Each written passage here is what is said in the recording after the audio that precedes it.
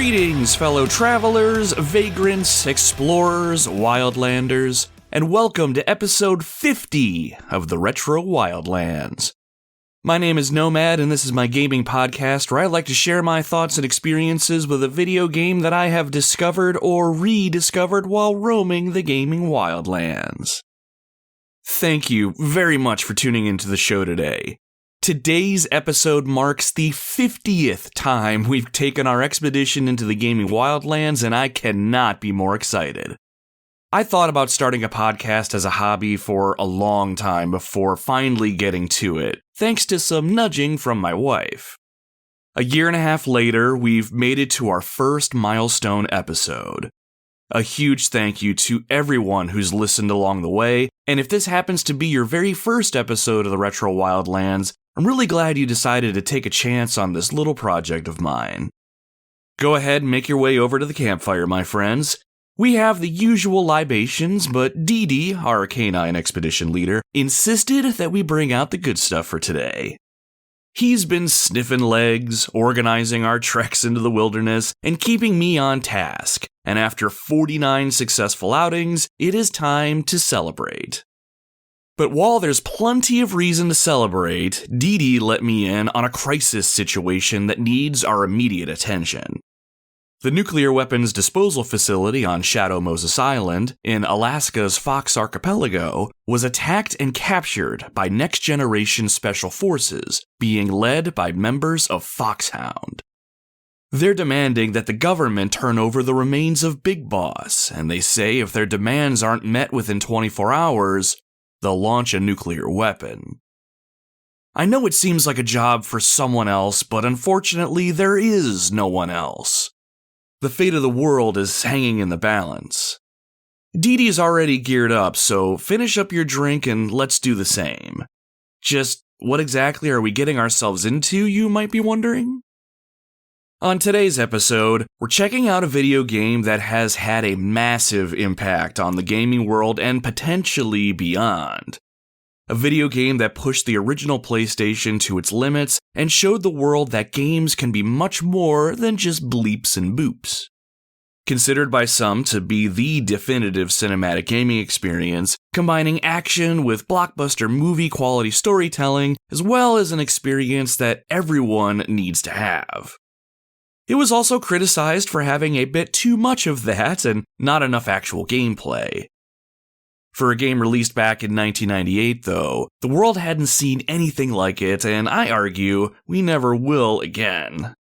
We never will find a way to replicate that initial wonder and awe this game invoked in us when it first launched.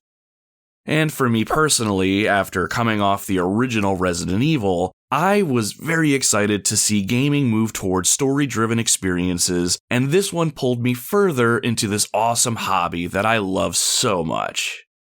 Today, on the Retro Wildlands, we're talking about Metal Gear Solid. Metal Gear Solid is a game that will always have a special place in my heart.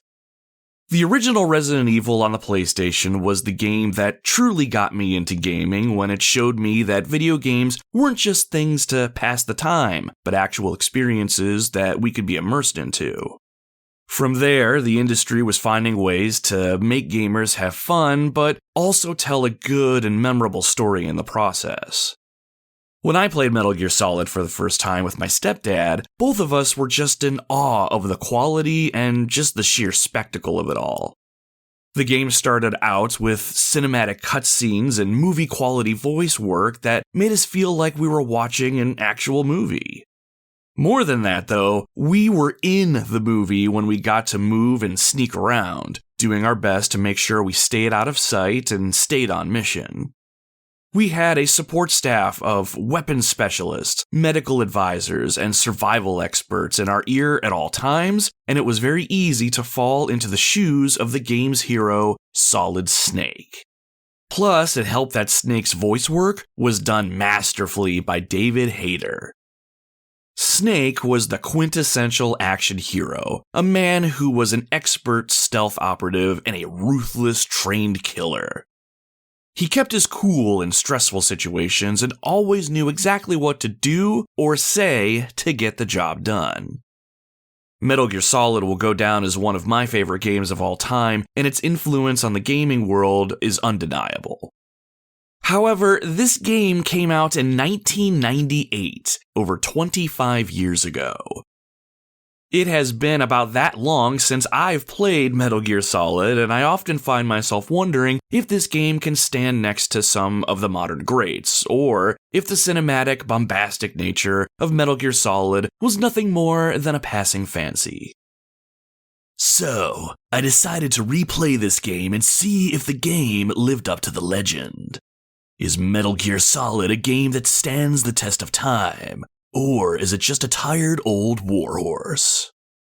Today, we're going to find out as I share with you my thoughts and experiences with this game and recall some of my favorite childhood memories as I try to save the world from the comfort of my cardboard box. Real quick before we move on, I wanted to talk about spoilers. In previous episodes of the podcast, I tend to split up the spoilers and non-spoiler talk in an effort to give anyone who hasn't experienced the game a way to listen in about it and not have any major things ruined for them. On today's episode, however, I have chosen to classify this episode as a full-on spoiler cast. I'm not going to ruin everything this game has to offer, but it was nearly impossible to write a script on this game and not talk about plot specifics and specific moments, so you are at risk of spoilers from this moment forward. Some of our listeners submitted comments had plot points in them as well, and I wanted to make sure that I could give those people an opportunity to speak on those as well. Now, if you're new to the show, I'd like to take some time to chat it up with you all a bit and give you all a peek behind the scenes here in the Retro Wildlands before we get into the game talk. Depending on what's on my mind, I like to talk about what's going on with the podcast itself, what games I might be playing, what's going on in my personal life, any projects I'm working on, and whatever else I feel like holding a Metal Gear Solid style codec conversation about. I'll also read and respond to any comments that I received about Metal Gear Solid when I put a call out for them on our social media. Now, if none of this sounds interesting to you and you're just here for my thoughts on Metal Gear, no worries, you can skip ahead about 15 to 20 minutes and you should get into the game talk. There should also be timestamps in the show notes so you can see exactly where you need to go. But feel free to stick around. If you're in for the long haul, we're going to relax a little bit first and set the scene with a little gaming talk, and you'll get to hear your fellow Wildlanders contribute their thoughts on this tactical espionage action game. It'll be a great way to get things rolling, so without further ado, let's jump into our opening segment that I like to call Campfire Catchup.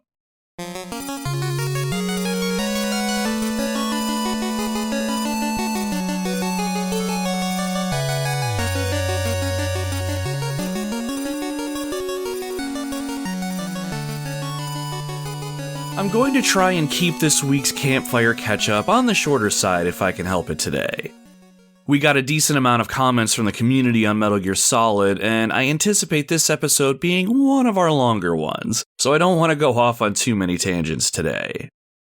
I did want to thank everyone one more time for all the support that you've shown me and the show over the last year and a half. I love making this show, and while it's been a fun hobby, I've been mostly thankful for the people that I've met along the way, and I'm proud looking back on all that I've created so far. Our first few episodes were pretty cut and dry, but they've evolved into a fantastic presentation using music and sound, and I am loving our format right now. However, putting together these episodes the way that I want to is not a quick thing. There's the script writing, the recording, isolating music and sound from the games themselves, the editing, the publishing, the promotion, the social media. In all actuality, while I sound pretty outspoken on the podcast, and I mostly am in my day-to-day, I most often prefer silence and being left alone in my own little space. Sometimes I even get a little anxious about my online presence. Many of you take the time to comment on posts or reach out to me in various ways, and I stress about getting back to everyone or making sure that I'm supporting those that have supported me. The podcast as a whole is helping me put myself out to the world a bit more and do things I wouldn't normally have done, and I'm really glad I decided to take the leap. More than that, though, I'm extremely humbled that people all over the world have taken their time to listen to this show. I seriously thought it would be immediate family and maybe a close friend or two, and that would be it. But I am excited to see how many people listen to each episode when I launch them. It's not a huge number or anything, but it's certainly higher than 0. I've said it countless times in the past, but I have no expectations with the Retro Wildlands right now. I have hopes and dreams, sure, but right now, I'm enjoying building this brand up a little at a time, and I have you to thank for all the support. I am pumped that we made it to 50 episodes, so thank you again. Alright, no more of that today, I promise. I can't contain my excitement. This is awesome. I never thought we'd make it here. But anyway, in other news, I am juggling a few video games right now. First, I finally decided it was time to play through The Legend of Zelda Breath of the Wild on my Nintendo Switch. I've brought it up a few times in the past, and I probably won't bring it up again since I don't plan to do a show on it, unless you all want me to one day. But I did want to say that I am having a great time with this game. I sometimes feel like I play the game incorrectly at times since I find myself dying a lot.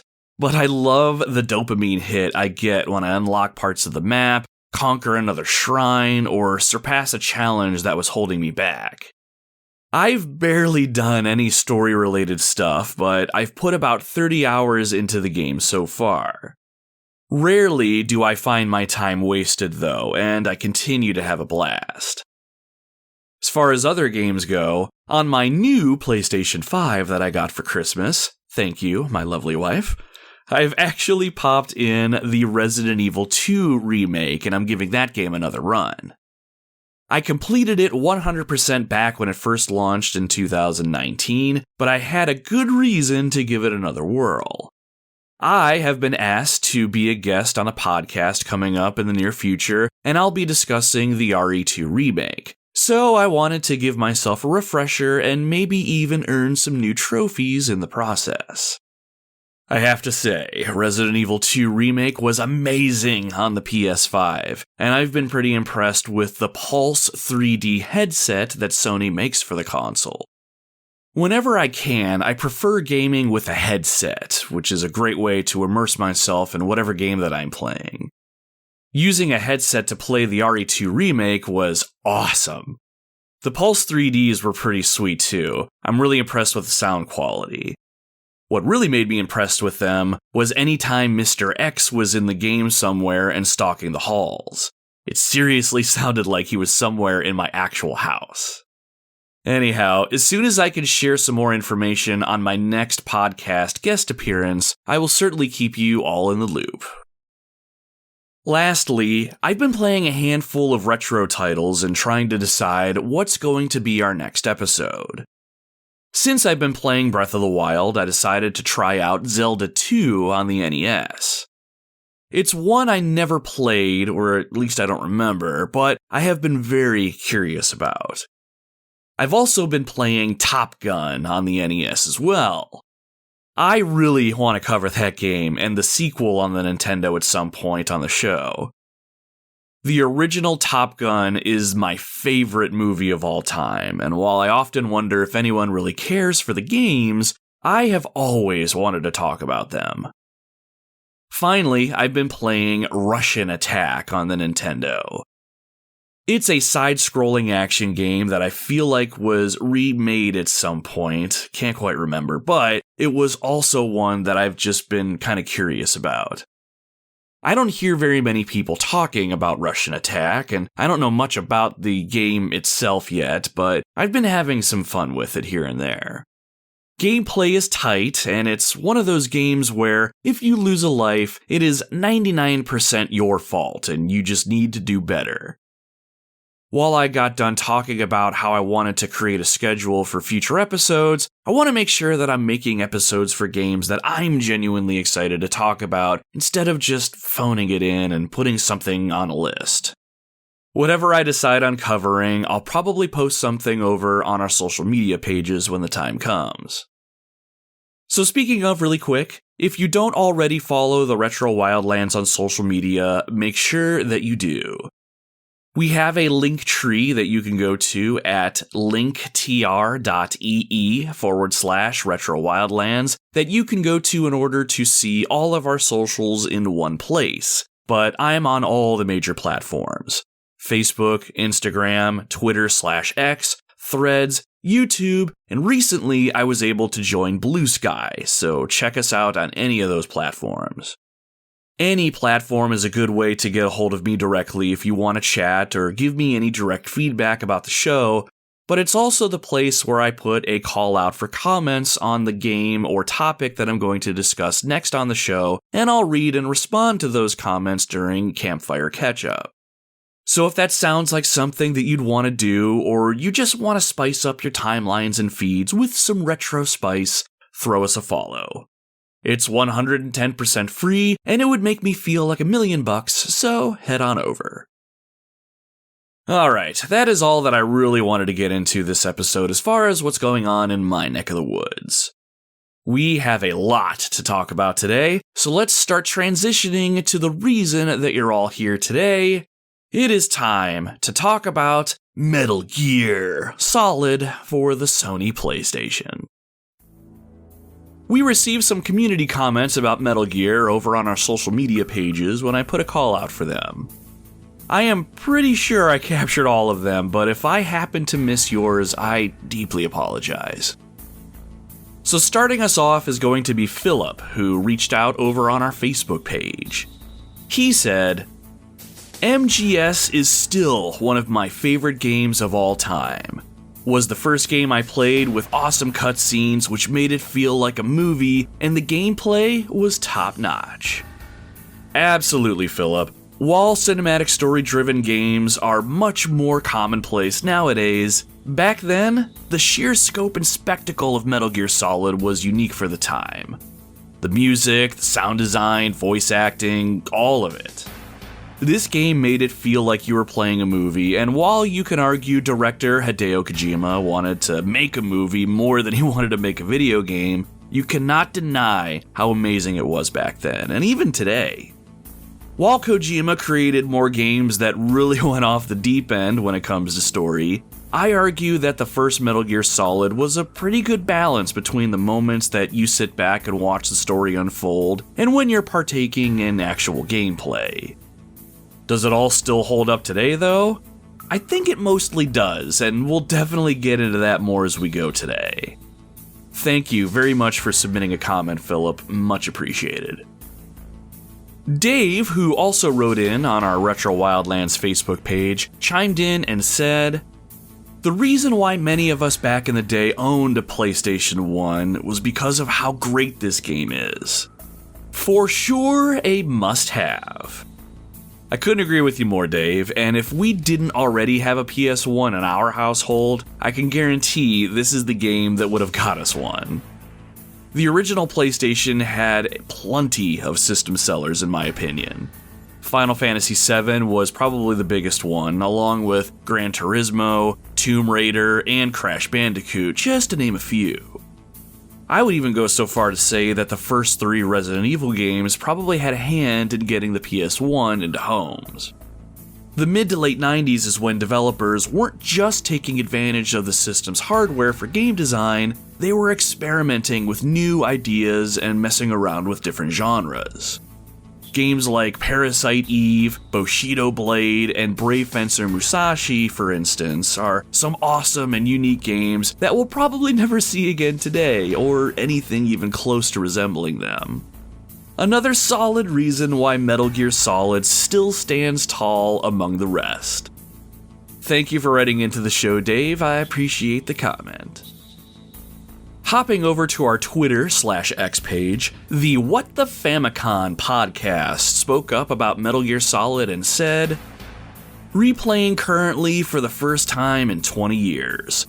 That torture scene is hell on my thumb. Snake flirts with everyone, and Master Miller sounds exactly like Liquid, so how no one figured it out is beyond me. All of those are extremely valid points.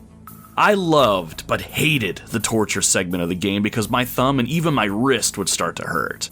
But did you know, if you have the vibration function of your controller on, during your second codec call in the prison, Naomi will have you put your controller on your arm and she'll make the controller vibrate to soothe your arm? Snake, put the controller up against your arm. What?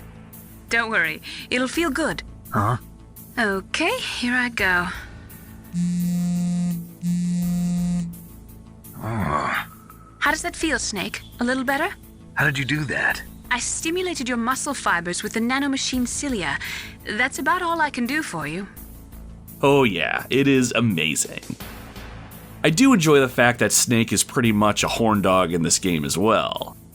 Here's a couple snippets of his smooth talking. How did you recognize me in disguise? I never forget a lady. So there's something you like about me, huh? Yeah, you've got a great butt. Oh, I see. First it's my eyes, now it's my butt. What's next? On the battlefield, you never think about what's next. Just perfect, but beyond all of that, you're also 100% right about Master Miller. The first time I played this game, I was genuinely surprised at the big reveal. I felt betrayed, and I was just completely shocked. Even though Liquid and Miller sounded pretty much the same, I just assumed it was the same voice actor for development reasons or something. I mean, the DARPA chief and the cyborg ninja were voiced by the same person, so it could happen, right? My friends at the What the Famicom podcast, I appreciate you reaching out and interacting with the show. And if you listening have not checked out the What the Famicom podcast, go do that and tell them Nomad sent you. Staying on Twitter/X for a moment, Jay, who is one of the co-hosts of the Waffling Tailors podcast, had this to say. It doesn't feel like 20 years since I first played this, one rainy after-school afternoon. Hiding in cardboard boxes, footprints in the snow, which was an achievement all its own, and weird storylines and bosses. It's all here, and it's wonderfully fun to this day. I might be wrong in saying this, but I feel like Metal Gear Solid was one of the first games to incorporate some of the little things that are just commonplace nowadays, like footprints in the snow for instance, or even wet footprints on the ground after you walk through a puddle. The guards in this game will notice them and leave their pre-programmed routes to follow them. I remember being blown away by this when I first encountered it, but equally as horrified watching a guard start to follow after me. What voodoo magic was this? And the cardboard box. The best item in the entire game for no other reason than it's something that you can use. Nothing seemed to beat hiding in one and watching a guard come up to you and seem confused by what they saw. Just when you think they might discover you, they look at the box for what it is. Just a box. And then they would walk away. Absolutely amazing concept. But more than that, it's the kooky story and the unique boss battles that will always make Metal Gear Solid truly a one-of-a-kind experience. Thank you for writing into the show, Jay. It is always a pleasure and a joy to hear from you. Heading back to our Facebook page, William left us this comment. I was lucky enough to have a Symphony of the Night save on my memory card the very first time I played this game. Made the Psycho Mantis fight one that I'd never forget. We are definitely going to be talking about that Psycho Mantis fight in the heart of the episode, but that fight still stands today as one of the best, most unique boss encounters ever. Just the concept that the game would use the PlayStation system to show you Mantis's psychic powers is and was unreal to me. While it didn't quite work for me, since I didn't have the right games on my memory card, I love that Mantis would call out specific games, and just like you said, Castlevania was one of them. You like Castlevania, don't you? I have to imagine that was an incredible thing to see and experience back in the day.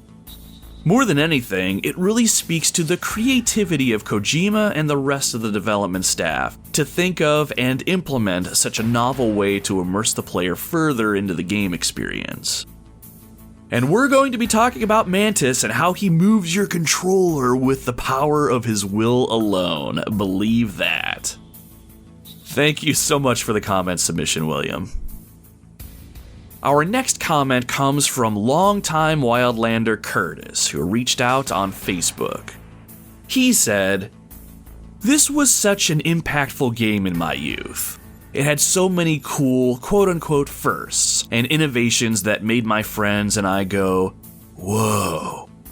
From the first real fast travel system in an action game, to the first real stealth gameplay, those boxes, to cigarettes that reduced your health but could let you see infrared beams, to the infamous awesomeness of Psycho Mantis messing with your controller and reading your memory card. He knew I played Castlevania Symphony of the Night and Suikoden, to forcing you to look at the physical game case to find the codec channel that you needed to progress the game, to even the multiple endings. There were just so many incredible things about this game. To this day, I am so glad I got to play this game when it came out, when it was absolutely unique and nothing like it had ever existed before." All of that was incredibly well said, and I do not have much to add. Those of us lucky enough to have played this game when it originally released had it really good. It really was a one-of-a-kind experience that practically had no equal. It's easy to forget that a lot of the modern gameplay mechanics that we enjoy today all had to start somewhere, and you can argue many things started with or were near perfected thanks to Metal Gear Solid. Sure, I could argue there's better stealth games now or better story-driven experiences, but if you take a moment to step back and really look at this game, even today, there's a level of creativity and passion put in by the developers and even the voice actors that make this game something special. While it's near impossible to recapture that magic from 1998, the echoes are still present today. I love discovering all the little nuances of this game. Using cigarettes to see infrared lasers was a perfect example, like you mentioned. While there's a codec conversation that you can listen to that gives you a hint about this particular game mechanic, you really had no idea that you could do this, and some people I know never really found out about this. But what always impressed me was how it worked in the game and how the laser behaved believably when smoke went through it. Nothing special by today's standards, but certainly mind-blowing back then. But I will say, while hiding a radio frequency you needed in-game on the back of the physical game case was pretty innovative, my stepdad and I did not pick up on the game's hint, so I ended up going through codec frequencies one by one in order to progress the game. I was so pissed initially, but once I figured it out later, I was more in awe than I was upset. I mean, how can you possibly be mad at a game like this? Thank you for submitting a comment to the show, Curtis. I always appreciate it. Our last comment comes from our Retro Wildlands threads page. Uncle330 wrote into the show and said, "Yes, finally! I've been racking my brain about the Metal Gear Solid series. I just beat Sons of Liberty and Snake Eater, but the one before that I've been lost on. I cannot wait to hear that podcast." Well, wait no further, my friend. I think gamers have differing opinions on Metal Gear Solid 2, Sons of Liberty, and MGS3 Snake Eater, but I think both games are great if you're into these sorts of stealth experiences. They certainly aren't for everyone, though, and I think I find myself falling in love with them only because I had nothing but time to play them when I was younger. But I'd be curious if those two specific games hold up today as well. I would love to play them again for the podcast, so if that's something that you would be interested in, Uncle330, and anyone else listening, just let me know. I'm glad that you're excited to hear the podcast today, so without further delay, let's get into it. And thank you for dropping a comment, by the way. I really do appreciate it. Originally released on September 3rd, 1998, Metal Gear Solid is the story of Solid Snake and his one-man mission to Shadow Moses Island, where terrorists have seized control of a nuclear weapons disposal facility and are threatening to launch a nuclear strike if their demands are not met. What makes the situation even worse is that the terrorists are being led by members of Foxhound, a special forces group that specializes in covert, solo sneaking missions. Members involved in the terrorist attack include Psycho Mantis, with his powerful psychic abilities, Sniper Wolf, the beautiful and deadly sharpshooter, Decoy Octopus, master of disguise, Vulcan Raven, giant and shaman, and Revolver Ocelot, specialist in interrogation and a formidable gunfighter.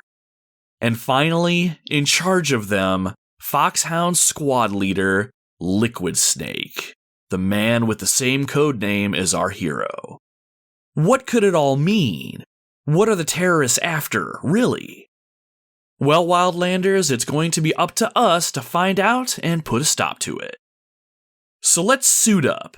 Slip into your sneaking suits, tie on your bandanas, and don't forget to smuggle out your pack of smokes in your stomach. The fate of the free world hangs in the balance, and it's going to be up to us to save it. Our skills and our conviction will be tested.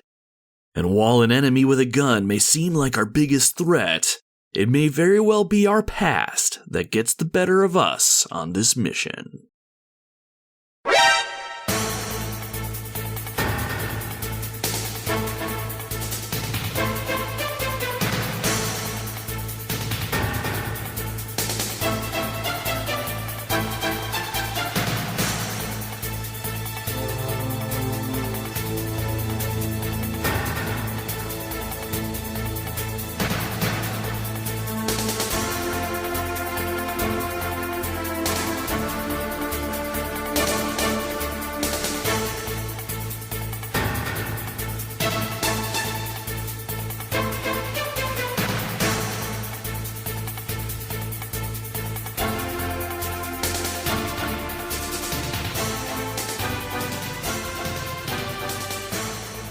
Back in 1996, when I was 12 years old, I was living a pretty unassuming existence.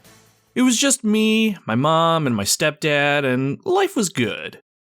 While my cousins would come and visit from time to time, I was an only child, which is a big reason why video games made such an impact on my life at such an early age. I wasn't a kid who gamed 24/7 or anything, but our Super Nintendo and my Game Boy Advance certainly got some use. But the magic that was my Nintendo systems was starting to wear off just a little bit. The games I owned I had played to death, and my mom and stepdad were certainly no gamers themselves. While my stepdad would occasionally throw down with me and we'd play a bit of Super Mario World together, I could tell he was just doing it for my benefit.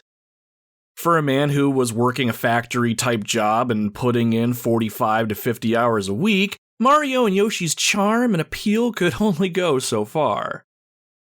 But all of that changed one day. I can't remember when exactly, but I feel like it was a little after Christmas of 1995. My stepdad brought home a new game console. It was a little gray rectangle, and the games you played on it were on CDs, not cartridges.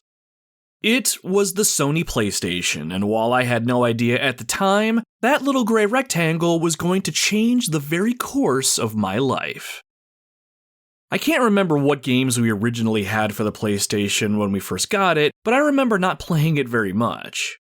The PlayStation was very much my stepdad's console, and it's not like he kept it from me or anything. It was just one of those things that he had earned and he wanted to appreciate. The PS1 was leaps and bounds ahead of our Super Nintendo, and I quickly assumed it was an adult system that I'd get to experience when the time was right. A few months after we got the PlayStation, my stepdad brought home Resident Evil. At first, I was not allowed to watch the game being played, let alone play it myself. The game was apparently extremely violent and gory. You can hear more about this in our very first podcast episode where I talk about Resident Evil, but long story short, I was eventually allowed to play Resident Evil and I ended up beating the game while my stepdad and I played it together. That game was single-handedly responsible for turning me into the gamer I am today, and a large reason for that was due to the overall experience that I had with it. I learned that video games could be so much more than they already were, that they could tell awesome stories and make me feel things that other games at the time just couldn't. Needless to say, I was properly invested in the PlayStation from that point forward. We had a video game rental place not far from us, so we were constantly renting new games. In 1997, my stepdad had heard about a revolutionary new game with a sprawling story experience called Final Fantasy VII. When he popped it in, he was in awe of the game's opening. But as soon as he got into the very first battle, he found out that RPGs were not his thing. I have to wait my turn to attack? What the fuck is this? That little bar is taking forever to fill up. Here, you can play this fucking game.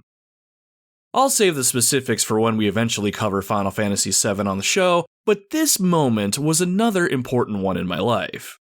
This is where I really started to love RPGs, and this is where I got to experience a story unlike any other at the time. I was in heaven. I had found my story-driven masterpiece.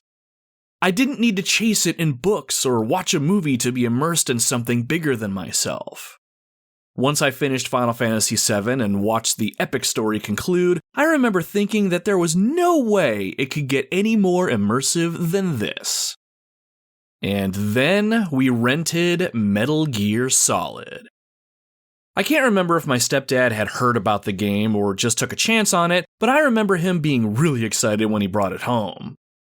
The first thing I remember was the thick jewel case that held the game's not one, but 2 discs. The front was all white and the red letters of the logo stuck out beautifully. Above them, the words Tactical Espionage Action were the cherry on top of this mysterious and enticing game. The back of the CD case was where all the action was. Multiple screenshots showing Snake, the main character, sneaking around, fighting enemies, talking on the radio, and even a shot of what looked like a ninja? The graphics looked amazing, and there was even a call out that the enemies in this game reacted to sight and sound.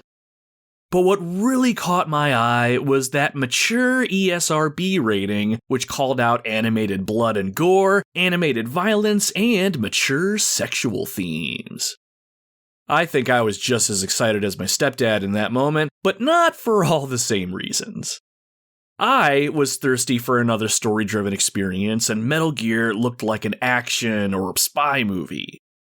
I could not wait to see this game in action, so one night after dinner, he and I sat down together and dove in headfirst, having absolutely no idea that this game was going to change everything. When most gamers think of Metal Gear Solid today, they remember it for a lot of different reasons. Most commonly, though, being the involved and slightly convoluted story and how that story was presented to the player. Metal Gear is quite literally an interactive cinematic experience, and it's presented like you're watching a high-budget blockbuster action movie. The game's visuals were incredible, and they practically pushed the console to its limits. I remember this game being one of the first that used the PlayStation's DualShock vibration feature, and I'll never forget how it felt when a helicopter flew over our heads in the game. The vibration in my hand really brought the game to life in a way that I hadn't experienced before. And while I didn't really appreciate the game's soundtrack until I was much older, it did a fantastic job of creating that spy movie feeling whenever you were sneaking around, and did a good job of getting your adrenaline pumping when you found yourself in battle. But what always stuck with me, and something that absolutely holds up today, is the game's voice acting.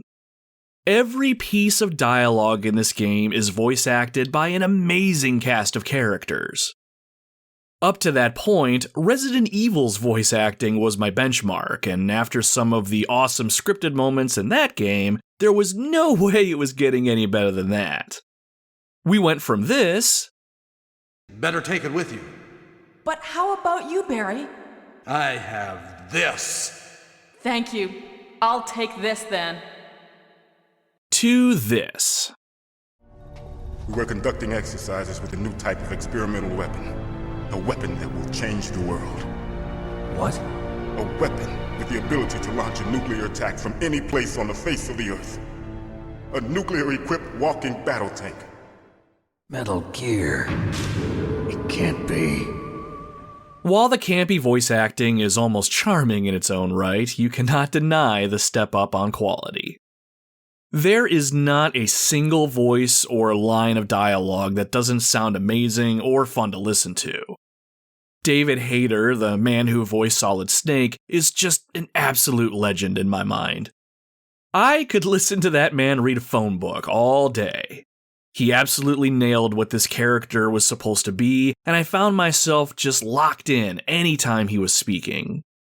As a 14-year-old playing this game, I could not think of a better role model.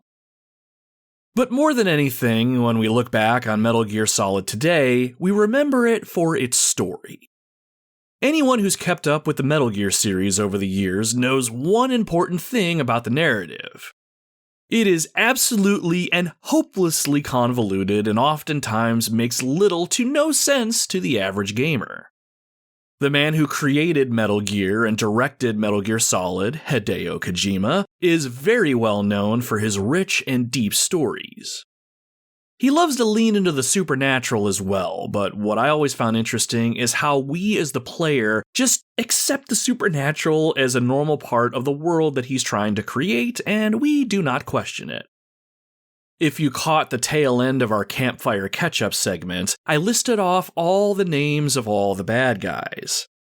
I can almost guarantee that if you've never heard this roster before, you probably didn't bat an eye when I mentioned Psycho Mantis, a man with powerful psychic abilities.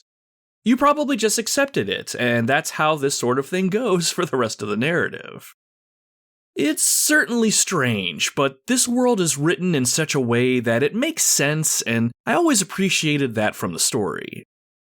It all starts with you trying to stop a band of terrorists from launching a nuclear weapon, but what unfolds is so much more. So at this point, I think I've done plenty of initial setup here. Metal Gear Solid is a game that is best experienced firsthand, so it's almost time we grab Disc 1 and pop it into our PlayStation. But before we do, a quick word on spoilers in case you skipped over the intro of the show. There are parts of this game that I want to talk about that will spoil the story for those that haven't played this game before. If you've never played Metal Gear Solid and you think you might, do not let me spoil the story and some of the set pieces for you. Stop the podcast right now, go play Metal Gear Solid, and then come back to the campfire and then we can chat all about it. I still think there are things about this game that are best experienced blind, and I encourage you to do so, especially if you can do so on an original PlayStation. I'll get into why I think that matters in a little bit. Anyway, does all that sound good? Alright, let's get into the trenches on this one. Let's start peeling back the layers a bit and see exactly what it is that we're working with. So, what is this game? Metal Gear Solid is a third-person action-adventure stealth game developed and published by Konami. This game is actually the third game in the overarching Metal Gear series, coming after Metal Gear and Metal Gear 2 Solid Snake. These two games were originally released on the MSX2, a type of home computer released back in 1983. I know absolutely nothing about the MSX, so I'm not going to dwell on that fact. However, Metal Gear and Metal Gear 2 have been made available to play today in several forms. First, they are included in Metal Gear Solid 3 Subsistence, the expanded version of MGS3 Snake Eater on the PlayStation 2. Most recently, they were included in the Metal Gear Solid Master Collection Volume 1, which dropped in October of 2023. Metal Gear Solid makes some callbacks to these games, but I argue you do not need to go out of your way and play the older games to get the most out of your experience. Though I can see how that would enhance some things. Metal Gear's story setup is pretty simple at first.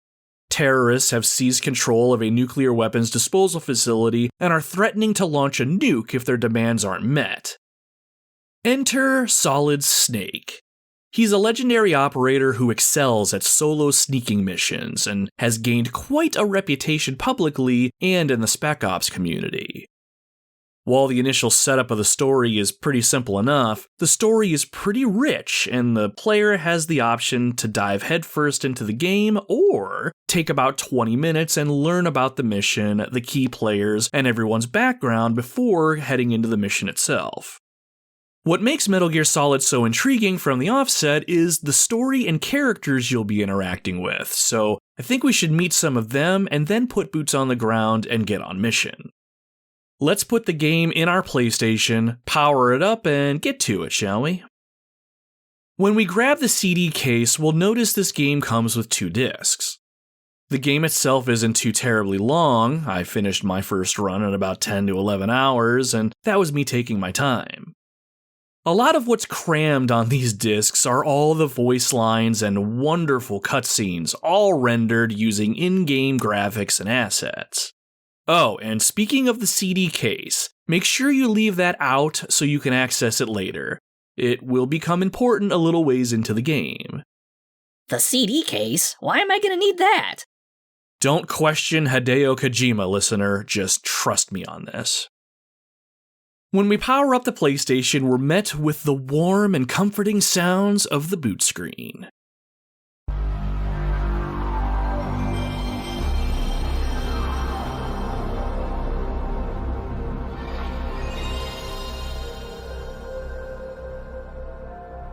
Oh yeah, gives me the tinglies every time. From here, Konami's logo appears on screen.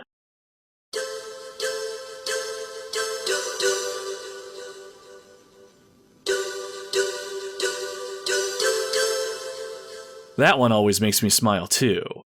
Growing up, that jingle always made me think of Metal Gear Solid, but did you know that jingle you just heard is actually from the intro to a game called Police Knots, a game released in Japan by game director Hideo Kojima. You should check out the intro on YouTube, it is actually pretty cool. Anywho, from here an opening cinematic plays and gives you a quick and dirty plot summary. Right off the bat, I can guarantee if you saw this opening back in 1998, your mouth was probably hanging open just a little bit here. The graphics looked incredible as you're taken through the interior of a submarine as Colonel Roy Campbell explains the situation. Right away, you're pulled into the experience, and we haven't even hit the start button yet. Once the opening cinematic is over or you press the start button, you're taken to the game's title screen. The game's logo is at the top of the screen, and the red and green background moves in such a way that it's almost 3D-like. Solid Snake is featured on the screen, and all of it together really gets you in the mood to be tactical and sneaky. From here we have several options. Obviously, new game will get us going, but if we really want to get into the story, we can scroll down and select briefing. I actually missed that this was even a selectable option the very first time my stepdad and I played this game. Selecting this will take you to a sort of video recording where Snake, Colonel Campbell, and Naomi Hunter, who's the chief medical officer of the Foxhound unit, get Snake up to speed on the mission and get into granular detail about the mission and all players involved. It's certainly not required viewing, since all told the videos together are about 20 minutes long, and that's a long time to not be playing the game, but the scenes are expertly voice acted and really flesh out the game's story and universe. Everyone here does a fantastic job voice acting. David Hayter as Snake, Jennifer Hale as Naomi, and Paul Eading as Campbell. Another fun fact, did you know Paul Eading voiced the narrator in the original Diablo? Anyway, before we deploy on mission, let's jump into a bit of the briefing and set the stage for the experience to come.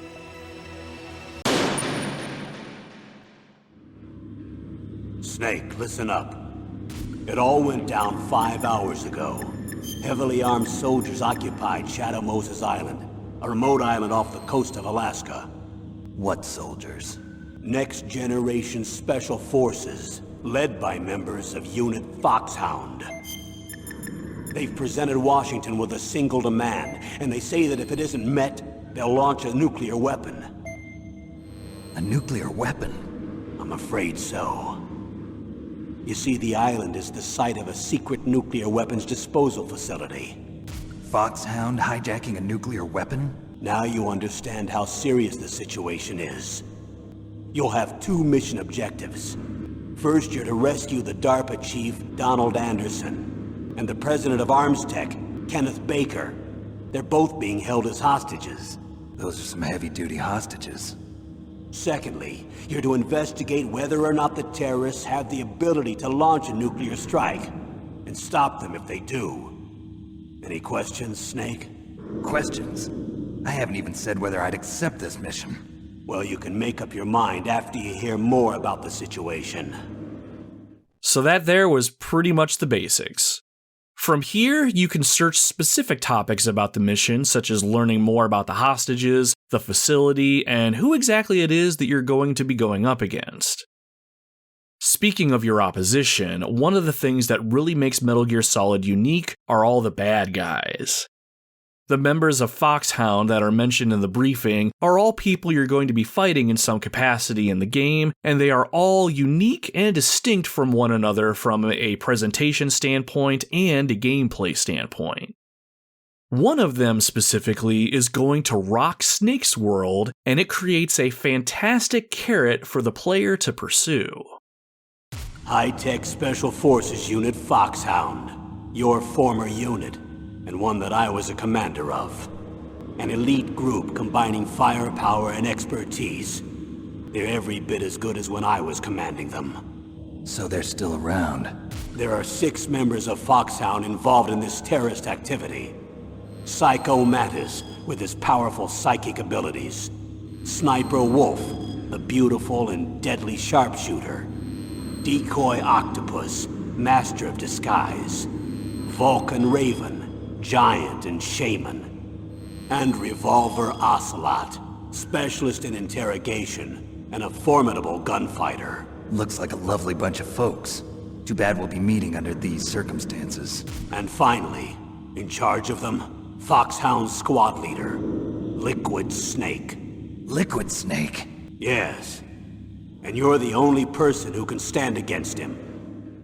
While all the members of Foxhound are awesome in their own rights, it's Liquid Snake that really steals the show for me. He's voiced by Cam Clark, the same man who voiced Leonardo in the 1987 Teenage Mutant Ninja Turtles cartoon, and he does a masterful job bringing this maniacal madman to life. In the beginning of the game, there's quite a mystery around Liquid Snake. Who was this person and why did he share Snake's codename? Snake wonders this aloud to the Colonel. Liquid Snake. Liquid Snake. The man with the same codename as you. Here's a photo of him. Pretty shocking, huh? His skin tone is different, but otherwise you two are exact duplicates. I have a twin? I don't know the details, but it seems so. That's why we really need you for this mission. You're the only one who can beat him. Now that I've met you, I know. You've got something that he doesn't. I can see it in your eyes. Why don't I find that thought more comforting? Taking a step back from it all, it is hard not to marvel at all of the setup and spectacle. You can continue to go through the rest of the briefing files if you'd like, but I'll leave those for you to discover and experience. As it stands, the terrorists have given a 24-hour deadline for the government to meet their demands, and that was 5 hours ago. The clock is ticking and it's time to get moving. Back at the main menu, we select New Game, and then we need to choose our difficulty option. If it's your first time playing, I think the normal difficulty is just fine. The game is a decent challenge, but shouldn't be so hard that you get frustrated. On harder difficulties, you take more damage, hold less items, and you can't use the game's in-game radar to see and track enemies. We'll get into the radar system in a little bit, but for now, let's select normal mode and get to it. If you watched the opening cinematic or caught the rest of the briefing files, you'll know that our insertion method is through the cold Alaskan waters. We'll be shot from the submarine in a swimmer delivery vehicle, and then we'll make our way to the facility through an underground passage. The game opens with Snake swimming to the surface after he's ditched the SDV. The presentation is on point as the graphics showcase the effects of being underwater beautifully. Snake peeks his head out of the water and scans his surroundings. We see a close-up of a guard in white Arctic gear. He's armed to the teeth, and we're going to need to take him out or avoid him completely. As Snake comes out of the water and removes some of his diving gear, we're given an overhead view of the area, which contains a lot of metal containers. Near the back of the area, we hear someone speak. We see Liquid Snake addressing a guard as he ascends an elevator, presumably to the surface. It certainly sounds like Liquid knows we're coming, which is just fine. We just need to make sure he doesn't see us coming. After Snake gets situated, he drops to a knee and jumps on his codec, which is basically his radio, and contacts Colonel Campbell.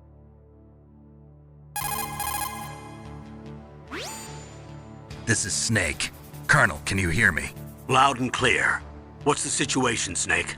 Looks like the elevator in the back is the only way up. Just as I expected.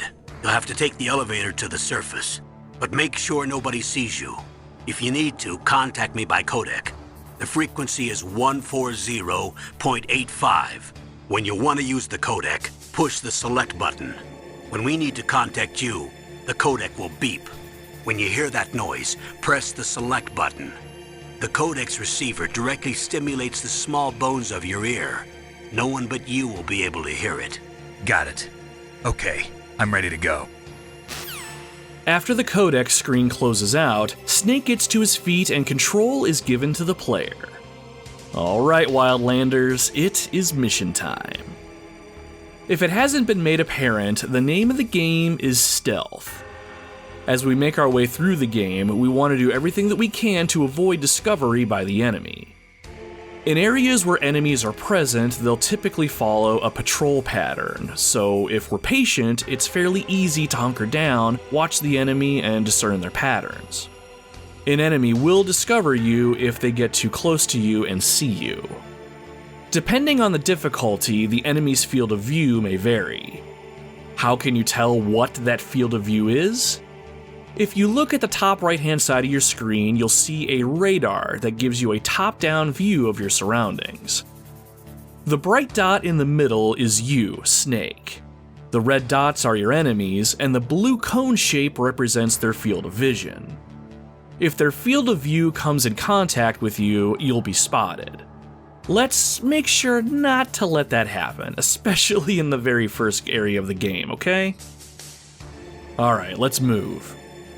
Using the directional pad, Snake will move in the direction that you press. No ancient tank controls here.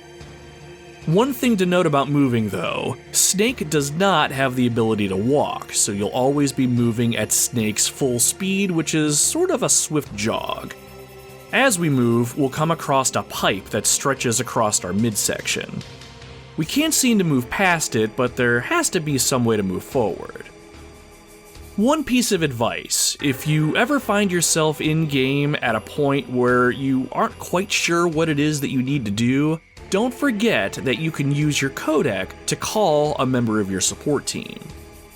Let's actually give that a try right now. Push your select button and the screen will change to the codec view. The last frequency that you use to talk to somebody will be displayed up on the screen, so for us, the Colonel's frequency is already up. 140.85. hit the circle button to make a quick call. Snake, you have to crawl to get through there. First, crouch down by pressing the crawl button, and then use the directional button to crawl in the direction you want. Be careful, though. Crawling is slow and you can't attack when you're doing it either. You can stand up by pressing the crawl button again. Awesome, I have to say that was pretty helpful. The game takes itself seriously, and when it gives you advice, it frequently breaks the fourth wall in doing so, and I always love that. The crawl button can be remapped, so that's why the kernel didn't tell you specifically what button to press. In our case though, it's the X button. Press the select button to close the codec so we can get back to the gameplay. Now push the X button to crouch, then forward on the directional pad. Snake will get on his stomach and crawl under the pipe. Excellent work. You are a true snake already, crawling around on the ground. Press the X button again when you're clear and you'll go back to a crouch. And then again to stand. Perfect. When I initially played Metal Gear Solid, I started to worry at this point that the controls were going to be clunky and convoluted. I mean, look at everything that we just did to crawl. And while I think the controls overall can be a bit clunky, especially by today's standards, I think you can get used to them pretty quickly. I mean, look at me. I am not the best gamer out there, and if I could get used to them, so can you. Now that we've surpassed our first major obstacle, we'll need to make our way to that elevator in the back. When we move forward, we'll have a few paths that we can take through the containers. We can either go straight ahead, or we can make our way to the right. Oh shit, look at the radar. A blue cone is coming down the path in front of us, meaning a guard is headed our way. Ah crap, quick, move forward to the wall right in front of us. If you hold the directional button forward, Snake will put his back to the wall. With your back to the wall, you can slowly walk to the corner of the straightaway, and the camera will swing down and give us a view down that straightaway, almost as if we're peeking around the corner. This little trick is going to come in handy as we play, and from a presentation standpoint, there are a ton of camera views that you won't see unless you're putting your back to a wall. A lot of these specific views give you glimpses of things and views that you would not see otherwise, so just keep that one in your back pocket. Anyhow, hold your position against the wall for a moment.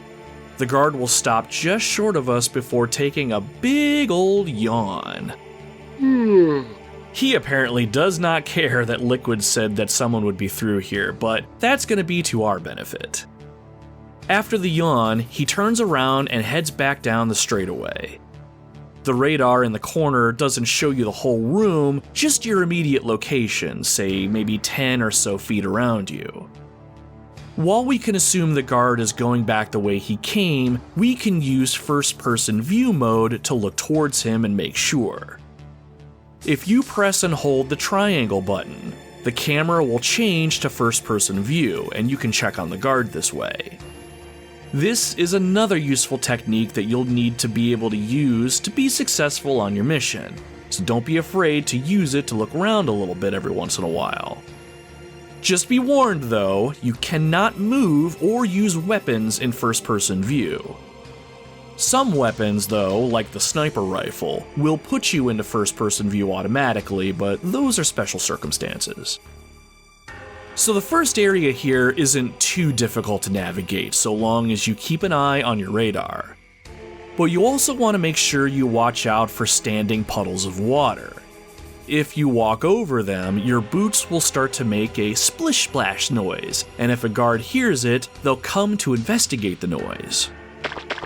What was that noise? God damn it, what did I just say? Get yourself out of sight now. While this is something that's very common in games today, it was almost unheard of back in the day. The guards can hear actual noises? Holy crap! Metal floors will also make loud noises, and guards will react in the same way, so you have to be on your toes. But speaking of noise, you can use it to your advantage. If you press your back to a wall and then press the action button, or the circle button in our case, Snake will knock on the wall. If a guard hears it, they'll come over to investigate. You can use this little trick to pull a guard off their route and then sneak around them. How frickin' cool is that? When we get to the elevator in the back, we discover that it's still at the surface and we have to wait for it to come down. Even though we've made this discovery for ourselves, the Colonel insists on calling us over the codec to tell us. If we ever get an incoming call, a red icon that tells us to hit the select button will flash on screen. It's possible to ignore the call and let it ring if you aren't in the mood, but some codec calls are mandatory and the game will answer the call for you. Snake, there's an elevator there you can take up to the ground. You'll just have to wait for the elevator to come down. You'd better hide somewhere. Roger that, Colonel. Get used to the Colonel and others telling you how to do basic things like climb up ladders, use an elevator, and even tie your own shoes. Anyway, there's a forklift to the right of the elevator, and it makes for a pretty good place to hunker down while we wait for the elevator to come back. Head on over and just be mindful of your radar so no one gets the drop on you. When you get to the forklift, you'll more than likely notice something behind it. Suspended off the ground is an item box. To collect items, all you need to do is walk over them. When you do collect it, the word ration pops up on screen to let you know what it is that you grabbed. Rations are used to restore your health if you take damage. Just like real life, bullet holes are best healed by eating food, so make sure that you keep an eye out for more rations. You can only carry so much of a specific item, so you can't hoard everything that you find, so keep that one in mind. This elevator is taking forever. While we're waiting for the elevator to come down, a quick word on how the game's inventory works. You'll probably have noticed that, other than the radar, there isn't really anything on screen as far as HUD elements go, which is really nice. When we have items in hand or equipped, their icons will be at the bottom left or right hand side of the screen, depending on the type of item. Items you collect fall into two categories: items/equipment and weapons. If we hold down the L2 shoulder button on the controller, gameplay will stop and the item window will open. As you scroll through your items, descriptions of what they do and how to use them appear in the center of the screen. All you need to do is use the directional pad to select the item that you want to equip in your hands and then release the L2 button. There you go, easy as that. Right now, the only items that you have on you are a pair of binoculars, the ration that you just grabbed, and a pack of Snake's favorite brand of cigarettes. Nothing we need to use right now, so no need to equip anything. Weapons work the same way. Press and hold the R2 button and the weapon window will open. Right now though, we don't have anything, but once we do get our hands on a weapon or two, we'll be back in this menu in due time. When the elevator finally makes its way down to ground level, it brings with it an additional guard. Just be patient and wait for your opening, and as soon as you're able to slip past him, jump on the platform and it will automatically start to head to the surface. At this point, the screen fades to black and a cutscene of Snake on the elevator begins. Snake takes a quick moment and looks around as the elevator starts to move to the surface. Under the glare of flashing red lights, Snake removes the last of his scuba gear. He finishes by tossing the metal mask to the steel floor, and we get to see Snake's face for the first time as he stands up. With his signature blue bandana across his forehead, the camera pans back as Snake looks directly at us. In this moment, the title screen appears. Metal Gear Solid. Oh yeah. As far as video game openings go, Metal Gear Solid is pretty high up there for me. I always get excited when I experience it, and it just has a way of psyching me up. I remember when I played this game for the very first time with my stepdad, I could see the sides of his lips curling up into a slight smile. And this man does not smile often, or at least he didn't back in the day.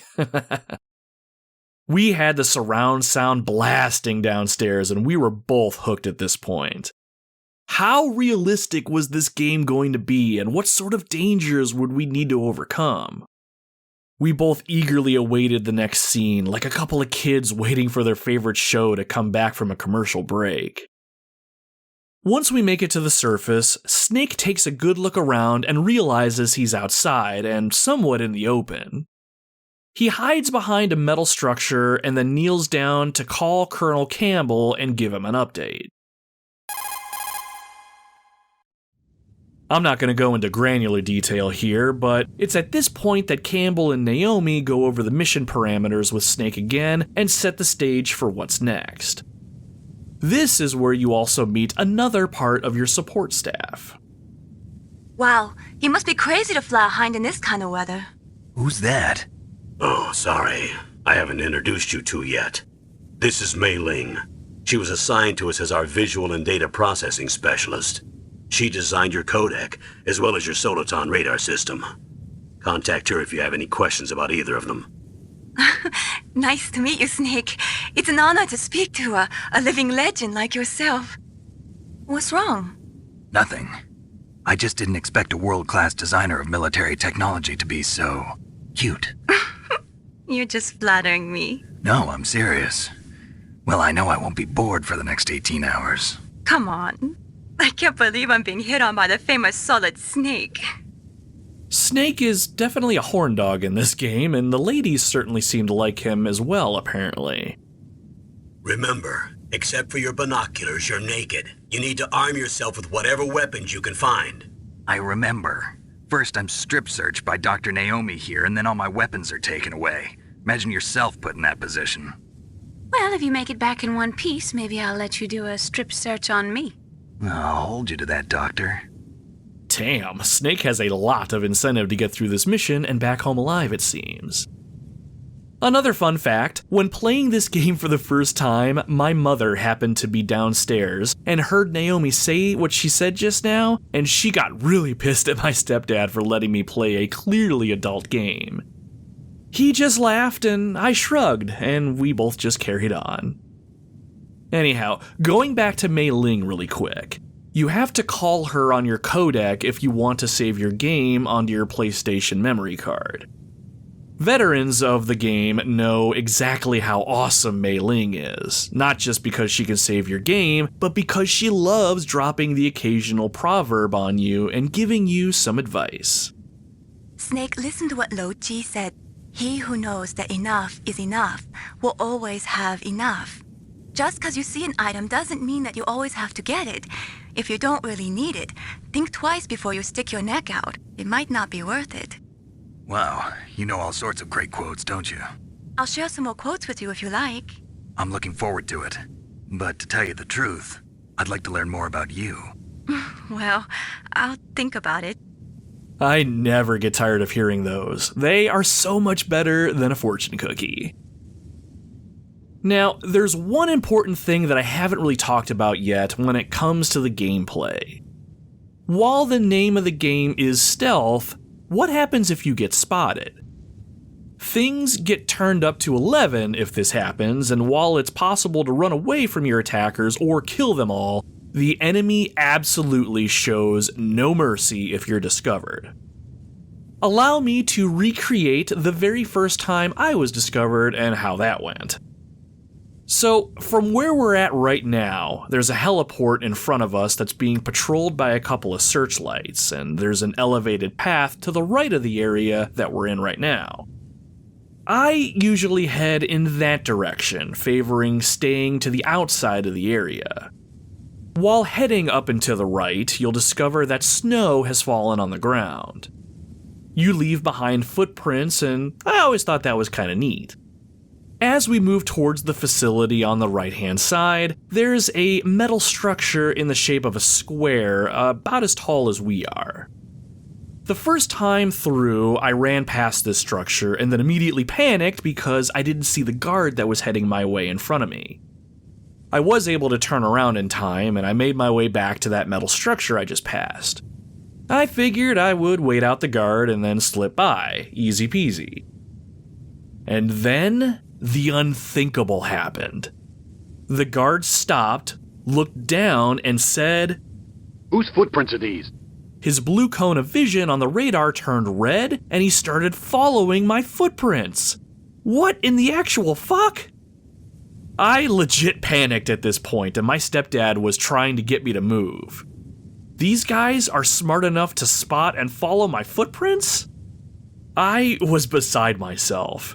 And that moment of disbelief and hesitation was my undoing because the guard had closed the distance, rounded the corner, and spotted me.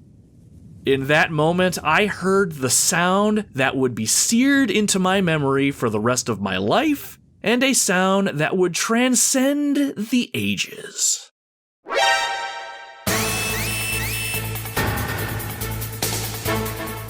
As soon as you're discovered, your radar becomes unusable and you'll enter alert mode. In alert mode, enemies know your position and will actively move to pursue you, and they will actively try to kill you.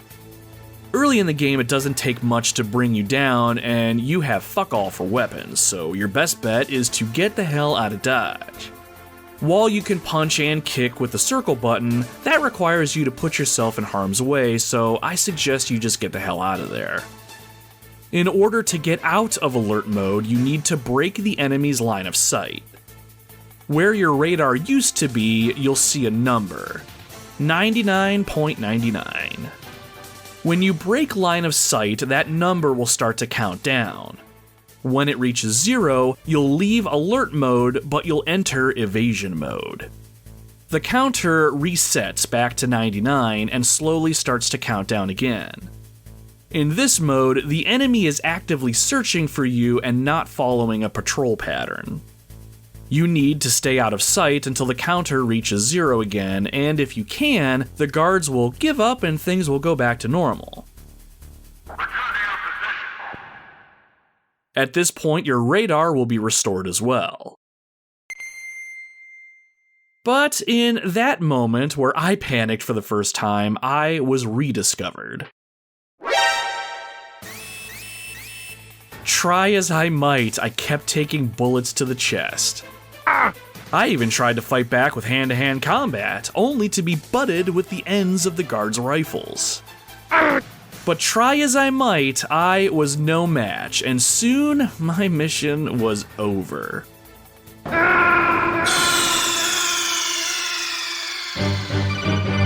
are you okay? Snake? Snake! I remember my eyes being a little wide as the silence pierced the air. Campbell desperately trying to call Snake. Snake unable to answer on account of him being dead because I hesitated. My stepfather's disappointing gaze falling onto me.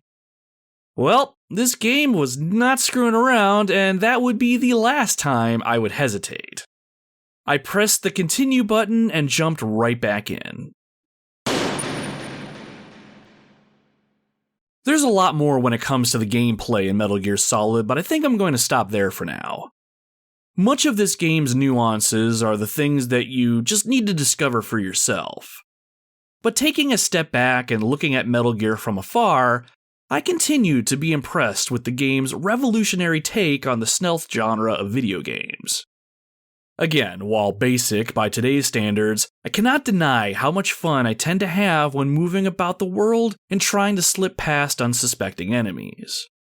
While the radar system is almost an easy button, it's very important to the overall experience. I loved being able to slip into the boots of Solid Snake and using the tools that the game gives me, example, the radar and the ability to make noise, I could plan out how I would move through an area and know that my plans would go off without a hitch, so long as I was paying attention to what was happening around me. Oftentimes in other stealth games, I would find myself getting caught or discovered and not really understanding what I had done wrong. In Metal Gear Solid, the rules were simple, and it didn't make the idea of sneaking around complicated for the player, which is a huge reason why I think so many players found this game to be so accessible. While there are plenty of items and gadgets to make your life easier, such as thermal goggles, a mine detector, and the series' iconic cardboard box, you can succeed in this game using all these things or absolutely none of them. One thing that continues to impress me about this game is the environments and camera angles.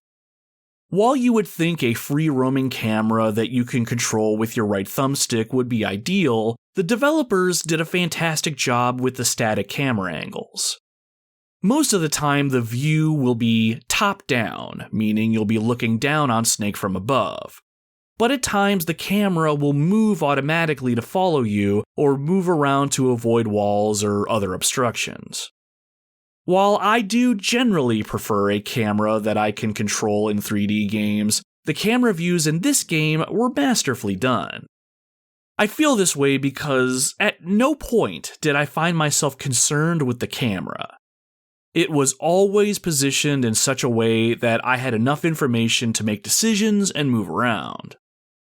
The radar enhanced this, of course, but in a game like this, I don't want to constantly have to mess with the camera view.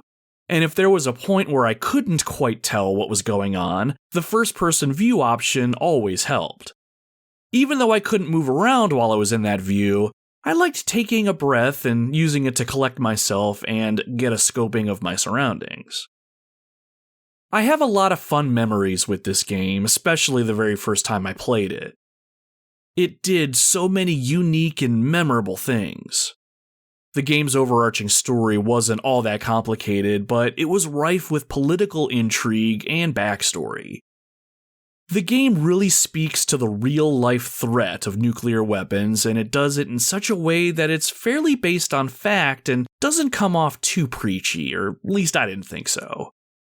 One thing I used to do was call everybody I could on the codec as often as I could as I progressed through the story. There is so much dialogue in this game, and I'd be willing to bet over half of it is dialogue that you'll only hear in codec conversations that you initiate.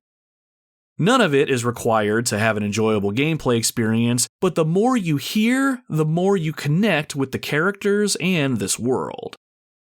There's actually one member of your support team that you are not required to talk to in any capacity, at least not that I remember. Her name is Nastasha, and she acts as your resident expert in nuclear weapons as well as an expert in military weapon systems. If you equipped an item or a weapon and then call Nastasha, she'll tell you all about the thing that you have and how best to use it.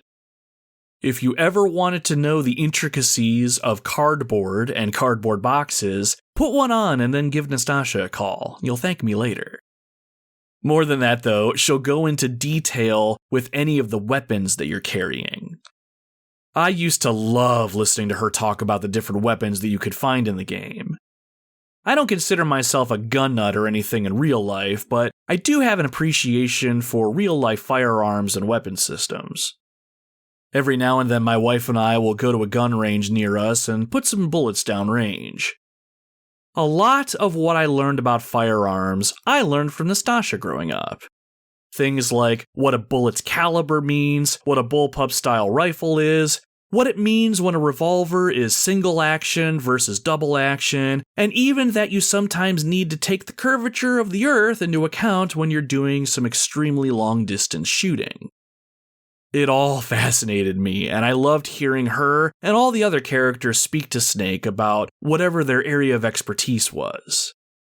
Master Miller, who was the resident survival expert on your support team, had some great advice that's real-world inspired. He'll even sometimes break the fourth wall and tell you to go to the bathroom when you need to because you don't know when a long cutscene might happen. Master was one of my favorites to listen to and learn from, though there was a point I realized he sounded a lot like Liquid Snake. People who have been through war and survived develop a kind of sixth sense to warn them of danger. Trust your instincts as a soldier, as a gamer.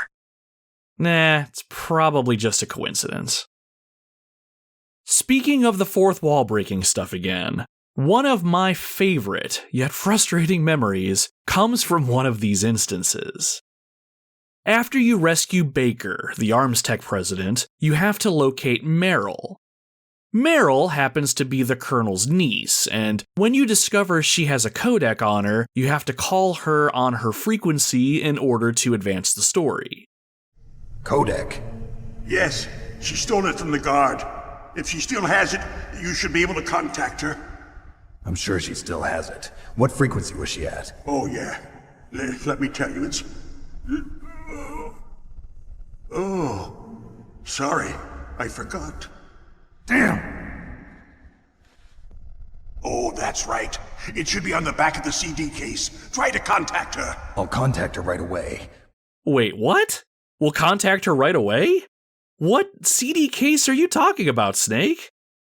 In that conversation, Snake in the game is given a floppy disk, and I assume the frequency was written on that. But no matter what I did with that disk in the inventory screen, Meryl's frequency remained hidden from me. For about 20 minutes, my stepdad and I traded off the controller to each other, and we started searching and researching areas that we figured might have some sort of clue. Finally, he got pissed off and went upstairs and left me to figure it out. So I did the only thing I could think of doing. I opened up the codec and I started calling every frequency one by one. 140.00. Nothing. 140.01. Nothing. Eventually, I found Meryl's frequency, and when she popped up on screen, I screamed for my stepdad to come back. At that point, all was well, but it wasn't until a few days later that I figured out exactly what Baker's words really meant. When I was pulling the game out to jump into another game session, I found myself picking it up and looking at the back. There, at the bottom, among all the other gameplay screenshots, was a screenshot of the codec screen. It was of Snake and Meryl, and her codec frequency was clear as day.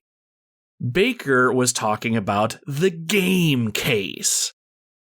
Hideo Kojima, you son of a bitch.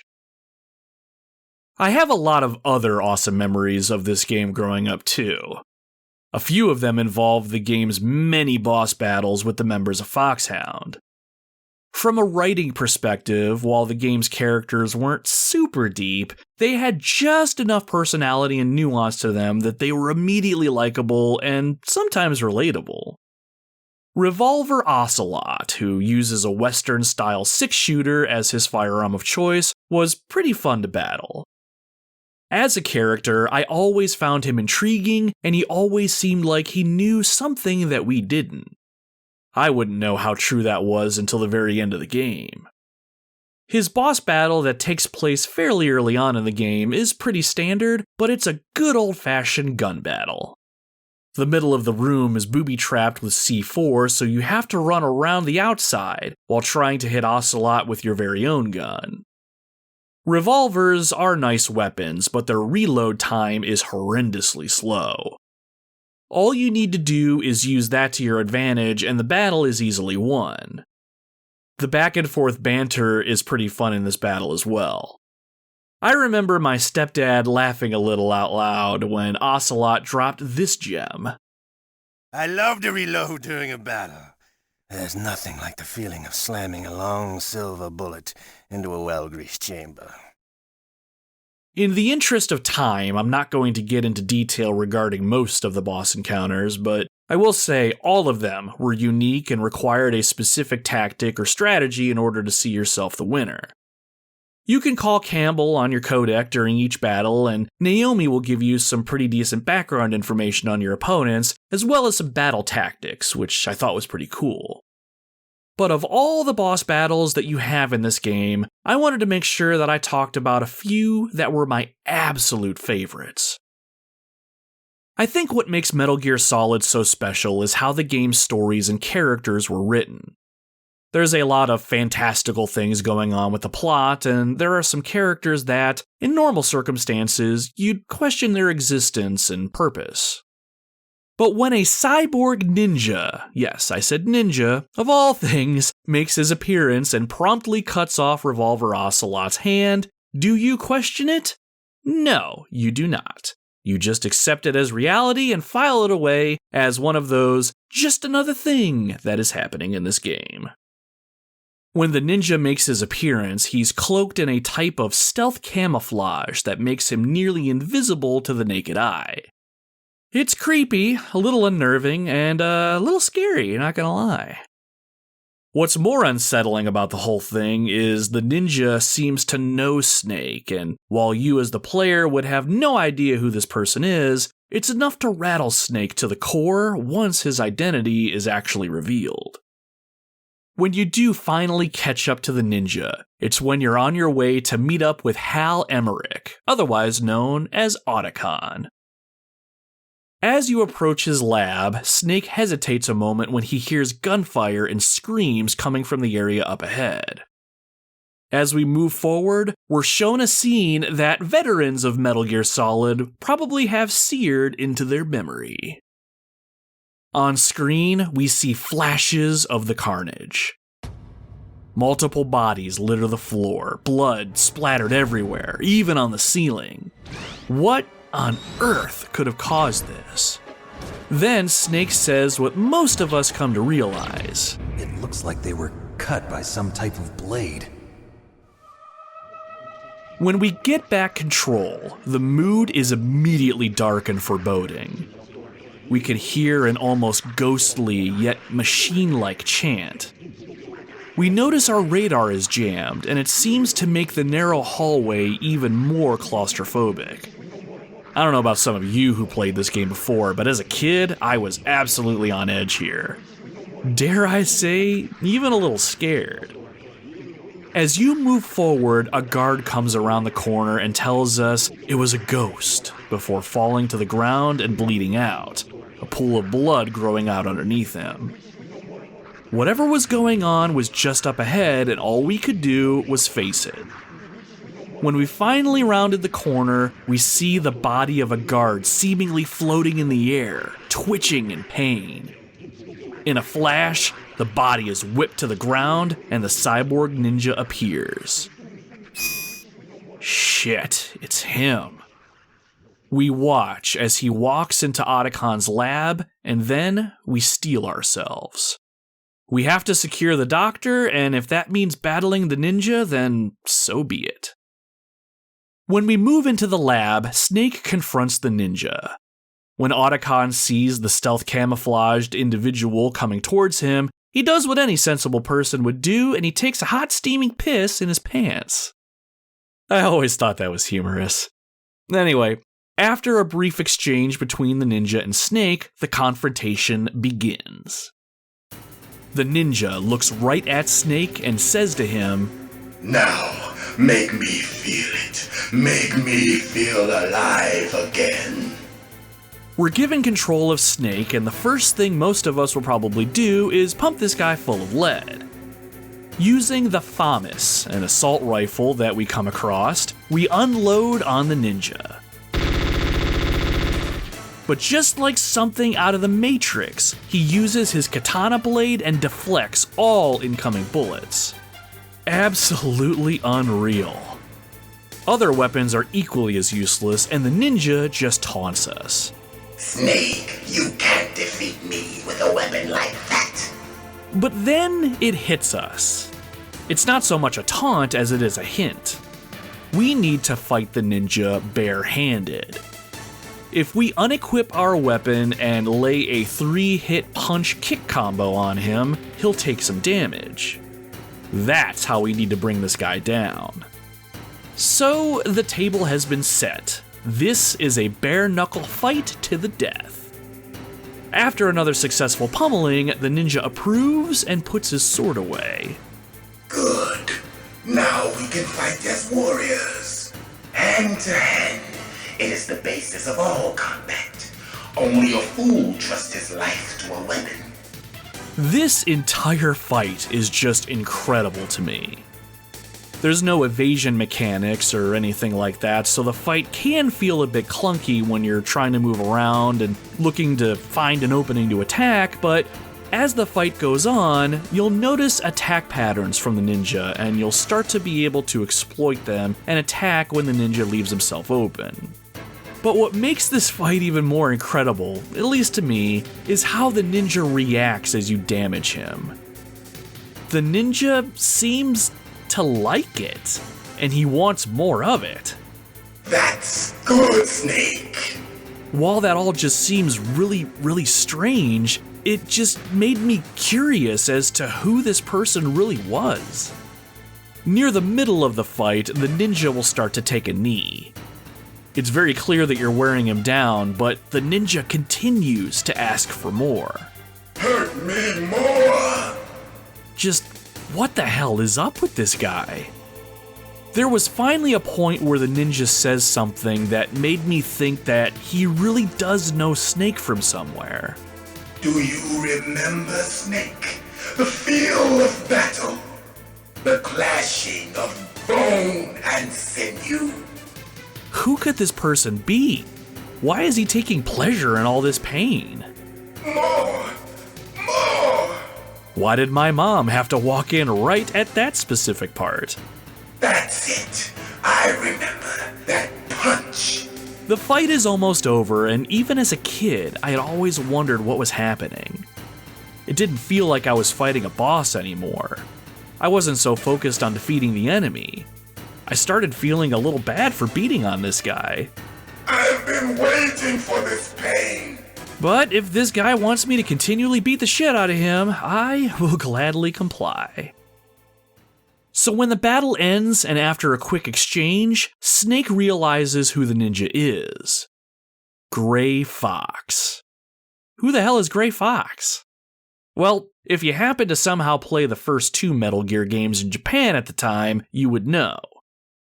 Gray Fox was someone whom Snake rescued in the very first Metal Gear game. Snake was still a rookie, and Gray Fox showed him the ropes and taught him quite a bit. In the second game, Snake and Fox were enemies. However, Snake always considered Fox a friend. They were just professionals on opposite sides. Snake actually tries to explain this to Naomi at one point in a codec conversation, but I couldn't help but find the idea fascinating. The little bit of backstory that was revealed in Metal Gear Solid made the ninja and the fight that we just had with him much more intriguing, which in turn made the end of this game much more impactful for me. Now, we are pretty balls deep into this episode, and I have not made a single mention of the true threat in this game. The one thing that stands between peace and utter destruction. The one thing that can change the world. How is Foxhound going to launch their nuclear weapon? Using a nuclear-equipped walking battle tank. Metal Gear. That's right, Snake. Metal Gear. We learned pretty early on that Metal Gear is somewhere on the base and that we may have to find a way to destroy it if worst comes to worst. Spoiler alert, we eventually have to do battle with it, and even though I don't think the battle is all that hard, I think it is incredibly epic and extremely exciting. Near the end of the game, Liquid Snake tricks you into activating Metal Gear by using the shape-changing PAL key. Does anyone remember that? In case you don't remember or have no idea what I'm talking about, you have this key card that you find that will change shape depending on the temperature of the area that you're in. A shape memory alloy, if you will. Shape memory alloy? Yes, it's a material that changes shape at different temperatures. The key is made out of it. The card key changes shape at different temperatures. So this key is actually 3 keys in one. Clever. You have to use this card when it's room temperature, when it's cold, and then again when it's hot. It was a pretty neat idea, but that part of the late game was pretty tedious and it got kind of boring, at least for my tastes. During this particular part of the game, in a shocking twist, we find out that Master Miller was Liquid Snake in disguise the whole time, and he manipulated Snake into using the keycards to activate Metal Gear when Snake thought he was doing the opposite. When Metal Gear activates, Liquid wastes no time hopping aboard and taking control. It slowly raises to an upper platform, and when it comes to a stop, the game makes it clear that this is a David versus Goliath sort of a situation. The sheer scale of this battle was something I always appreciated, and the battle music that plays is perfect to set the tone for a battle with such high stakes. All you really have to do, though, is shoot stinger missiles at the Ray Dome, a shield-looking thing on Metal Gear's shoulder. Metal Gear, all the while, is going to be throwing everything it has at you. Guided missiles, machine gun fire, and even a laser mounted to its underside. The guided missiles are pretty hard to dodge, but overall the fight isn't too bad, even despite its large scale. When you hit the Ray Dome enough times and deplete Metal Gear's life gauge, it seems like we've destroyed it, but turns out that Metal Gear endures.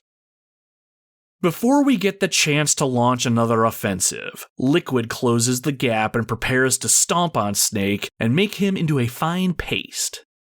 At this point, the ninja jumps on scene and, in an incredible feat of strength, he holds up Metal Gear's massive foot with one hand. That cyborg exoskeleton is apparently pretty powerful, and as ridiculous as this scene is, we just accept it as normal given everything else that we've seen up to this point in the game. The ninja confirms he is indeed Gray Fox, and he and Snake have a small exchange before Fox rushes out to confront Metal Gear. Fox's agility is unreal, and he's able to juke and dodge all around Metal Gear's machine gun fire.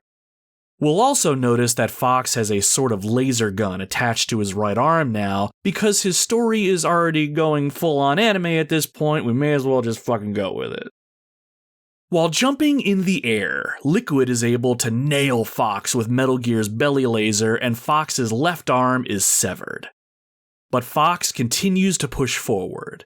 He jumps up on a high platform, but just before he can fire off his laser, Liquid uses Metal Gear's beak-like cockpit and smashes Fox against the wall. All seems lost, but Fox finds a way to let loose a volley of laser fire and destroys the Ray Dome. This forces the cockpit to open up and it exposes Liquid. All Snake needs to do is fire a stinger missile into the cockpit and end it all. But if he does, he'll kill Fox as well. In dramatic fashion, the player is given back control, but no matter how much we want to, or how hard we press the fire button on our controller, the game will not let us fire a missile, so we just have to listen to Fox's monologue for a minute or two.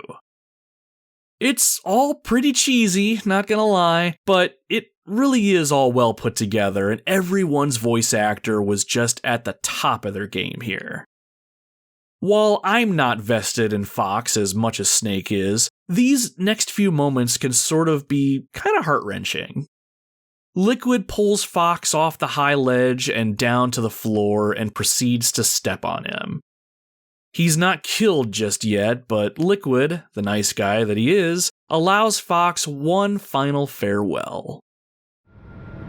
Snake, we're not tools of the government or anyone else. Fighting was the only thing I was good at. But at least I always fought for what I believed in. Snake, farewell.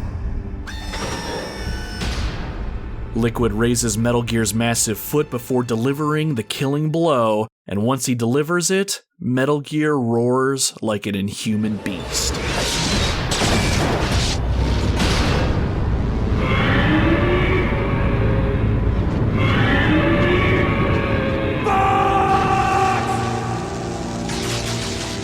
Foolish man! He prayed for death, and it found him.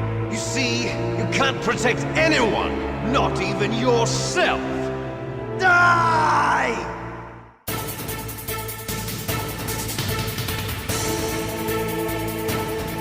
Control returns to the player and you're back to fighting Metal Gear, but this time you just need to launch missiles directly at Liquid.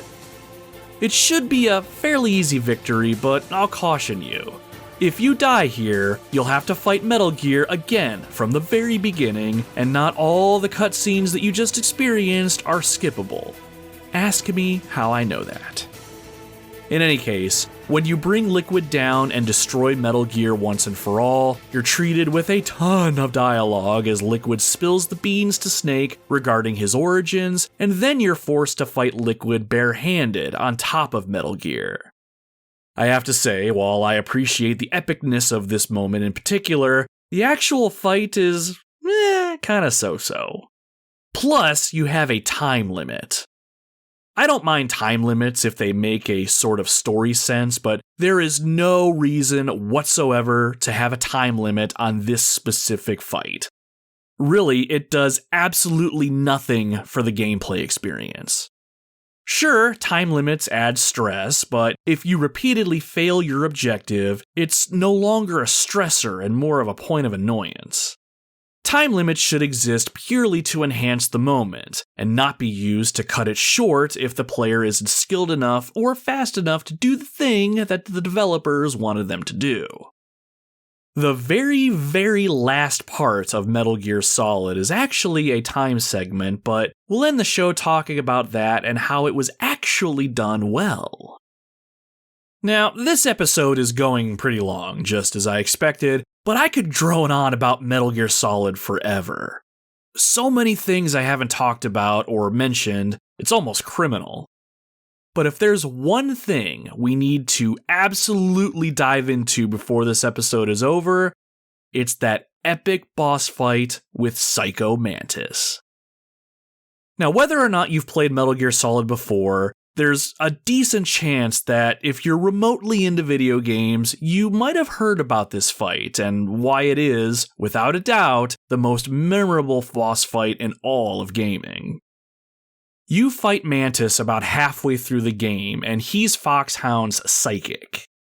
When you first move towards the boss fight, he actually takes over the mind of Meryl, who is traveling with you at that point, and turns her against you. You need to knock her out without killing her to break Mantis' mind control, but in doing so, this triggers Mantis to reveal himself and show you his true powers. What makes Mantis so special in this moment is how he interacts with the player, and it's this interaction that I cannot stress the importance of playing Metal Gear on the original hardware if you can.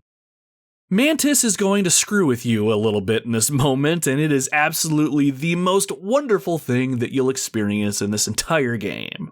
At least that's how I felt when I was a kid. How about we relive that moment, shall we? When dialogue between you and Mantis begins, he starts off by demonstrating his powers to you. Now let me read your mind. No, perhaps I should say your past. At this point, Mantis is looking at how you've played the game up to this point, and he will judge you based on how many times you've been discovered, how many times you've died up to this point, and how many times you've fallen into pitfall traps. There's several combinations of dialogue here, but assuming you're playing a pretty good game, we'll get something like this. You are a very methodical man, the type that always kicks his tires before he leaves. You are a highly skilled warrior, well suited to this stealth mission. You are extremely careful of traps. You are either very cautious, or you are a coward. Not bad, pretty accurate I'd say. But my gameplay stats are all tracked, it's nothing special. Mantis apparently reads our minds at this point and further pokes at the player. Still don't believe me? Now I'll read more deeply into your soul. Now, when Mantis says he's going deeper into our souls, he's actually talking about our PlayStation memory card. Based on what our memory card has on it, Mantis will call out some of the games that we've been playing if we happen to have some specific ones on our memory card at the time. When I was growing up, my memory card never had anything on it that Mantis would call out. But I had a few friends who had played Castlevania Symphony of the Night, and Mantis said this to them. I can see into your mind. You like Castlevania, don't you? I can't imagine what someone would have thought back then. At the time, it was not at all clear that Mantis was reading your memory card. How the hell did he know what we liked? So, you like Suikoden? Suikoden was another game that he would call out if you had Suikoden save data on your memory card. I really wish I could have experienced this as a kid, but even today, it's still a pretty novel concept. Mantis will also detect whether you've saved your Metal Gear Solid game often or not, and comment on that as well. I would usually hear this from Mantis. You have not saved often. You are somewhat reckless. Now here's where it gets even better. While most players were probably wowed at this point, Mantis will continue to press his power on the player. You still don't believe me? I will show you my psychokinetic power. I remember looking at my stepdad with utter confusion. What is he gonna do now? Put your controller on the floor. Do what now? Put it down as flat as you can. I was a little confused back then, but I put my controller on the coffee table in front of us. That's good. Now I will move your controller by the power of my will alone. Mantis started to thrust his arms forward, and right on cue, the controller started to vibrate. Each time Mantis moved his arms on screen, the controller would vibrate harder, and the controller would start to move around. Holy shit! This is real! Mantis's powers are real! What do you think now? Can you feel my power now? Yes! Yes, Mantis! I believe you! Please, show us more! The demonstration is over. Aww. I remember being in awe at the spectacle, and there's something about seeing that raw for the very first time. Anyone who's ever experienced that growing up, I can guarantee that is a core gaming memory for you.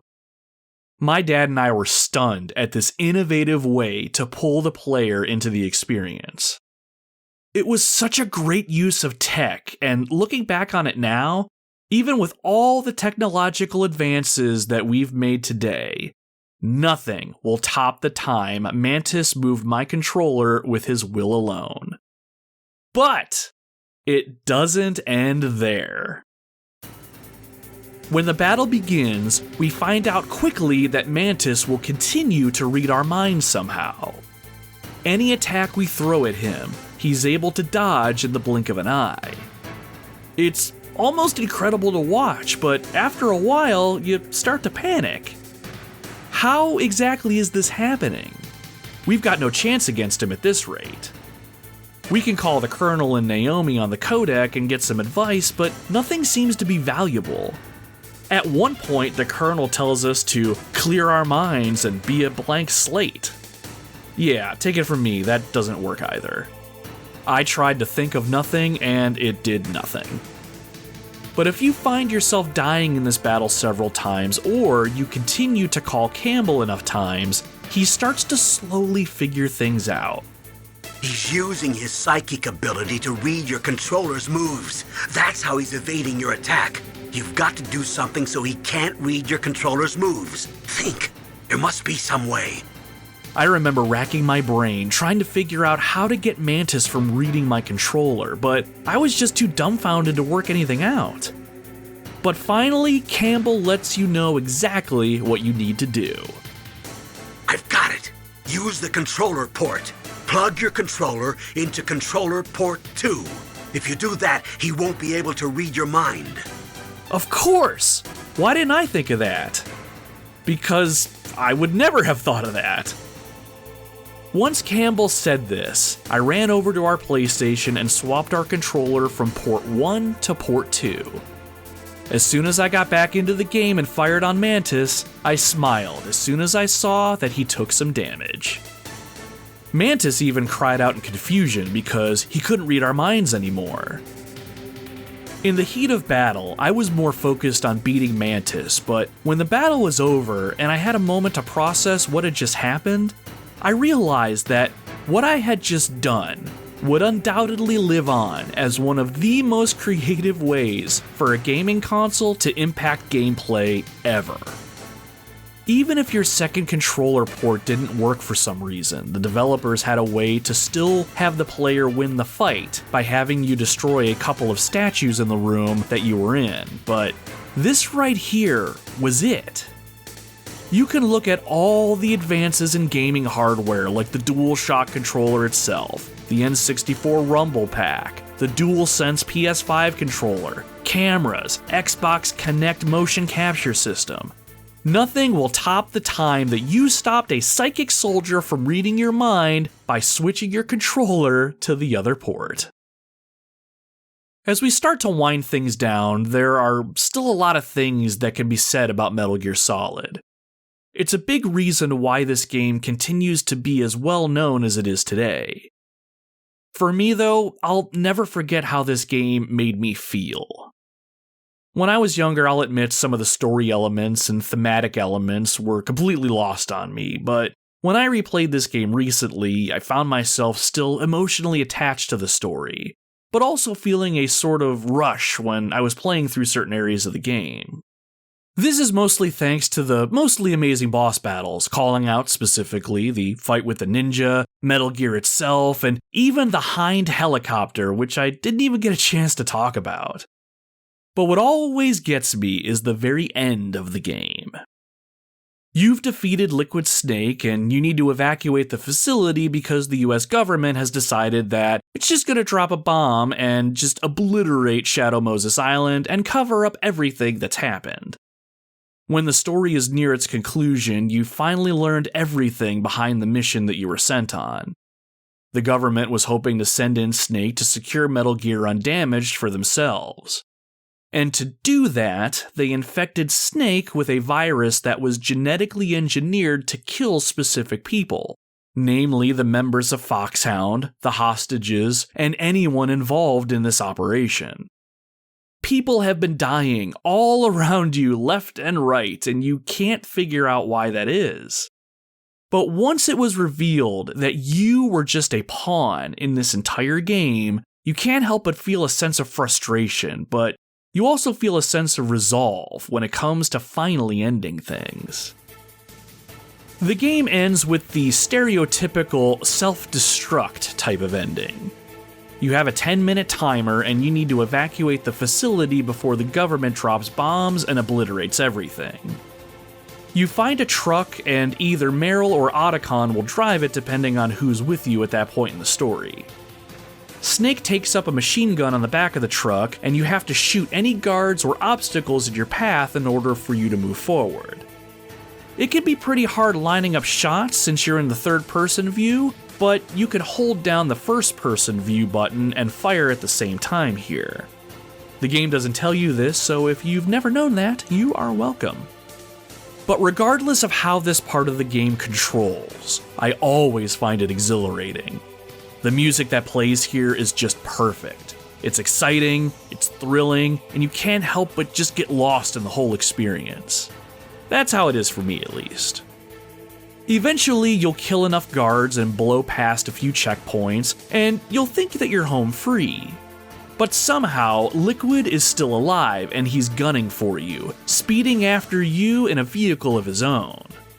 He has an assault rifle in one hand, so you need to keep shooting Liquid so he doesn't shoot back at you.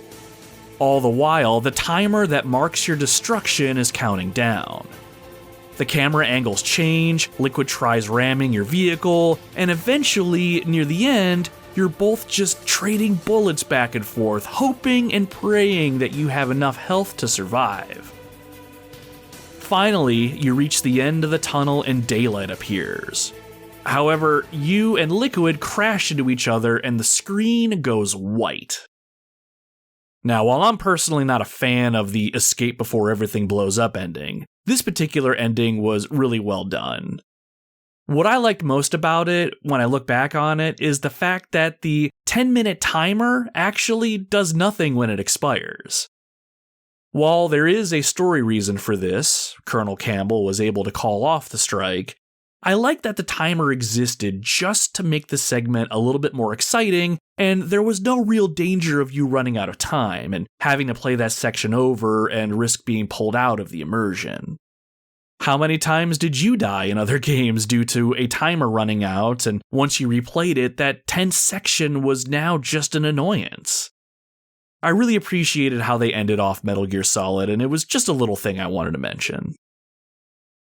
When the final cutscenes play out, you find out that the virus everyone is infected with, called the Foxdie virus, finally kills Liquid. But then Snake realizes that, because he and Liquid are genetic twins, Foxdie is going to kill him at some point too. The game makes a somewhat sudden shift into the idea that life is meant to be lived and enjoyed despite the inevitable. And while it almost seemed like it was shoehorned in at the end, it did make me take a step back and look at Snake as a character. While it wasn't always obvious, he had a decent character arc throughout it all.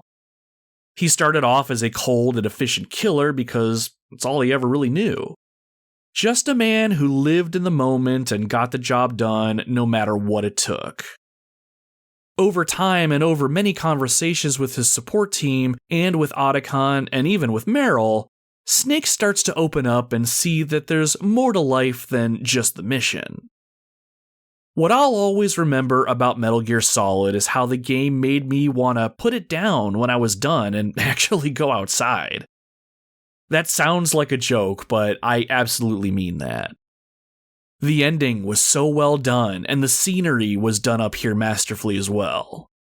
Some of the game's characters had a renewed lease on life and what it means to live, and it was relayed to the player in such a way that it made me want to take a break and almost take stock of things. Snake knew he was infected with Foxdie and didn't know when his time would be up. He asked, hell, almost pleaded with Naomi to tell him how long he had left. But at the end of the day, though, do any of us really know how long we have left? Naomi, Liquid died from Foxdie too. What about me? When am I gonna go? That's up to you. What do you mean? Everybody dies when their time is up. Yeah, so when's mine up? It's up to you how you use the time left to you. Live, Snake. That's all I can say to you.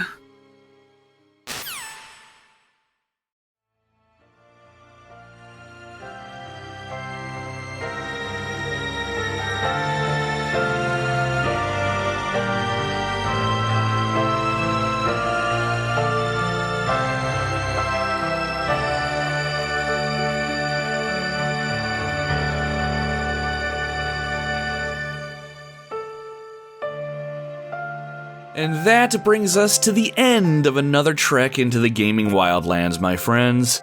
This has been episode 50 of the Retro Wildlands, Metal Gear Solid for the original Sony PlayStation. Thank you very much for tuning into the show today. I probably went a little overboard with the episode's length, sound effects, and music, but I really adore this game and I couldn't think of any other way I wanted to show that to people. And even then, I feel like we were only able to scratch the surface on what this game has to offer. I know I left out a lot, and if I didn't talk about the thing that you were hoping I would most, I apologize.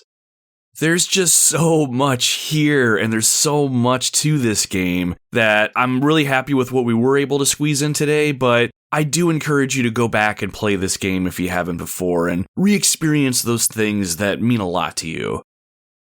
Metal Gear may not be as smooth an experience as it used to be back in the day, but this game is not only still relevant today, it's still better than some of the newer games coming out nowadays, and that really says something about it.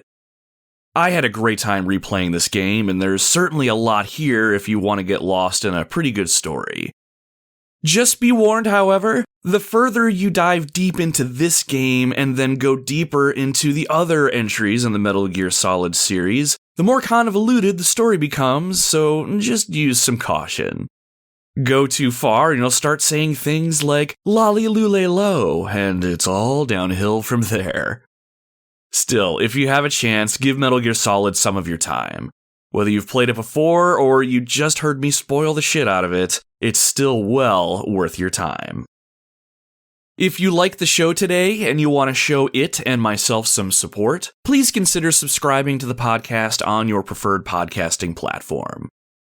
With the time and effort I'm putting into each episode and how much other stuff I have going on in my regular life, I can't commit to a release schedule like some of the cooler podcasts can.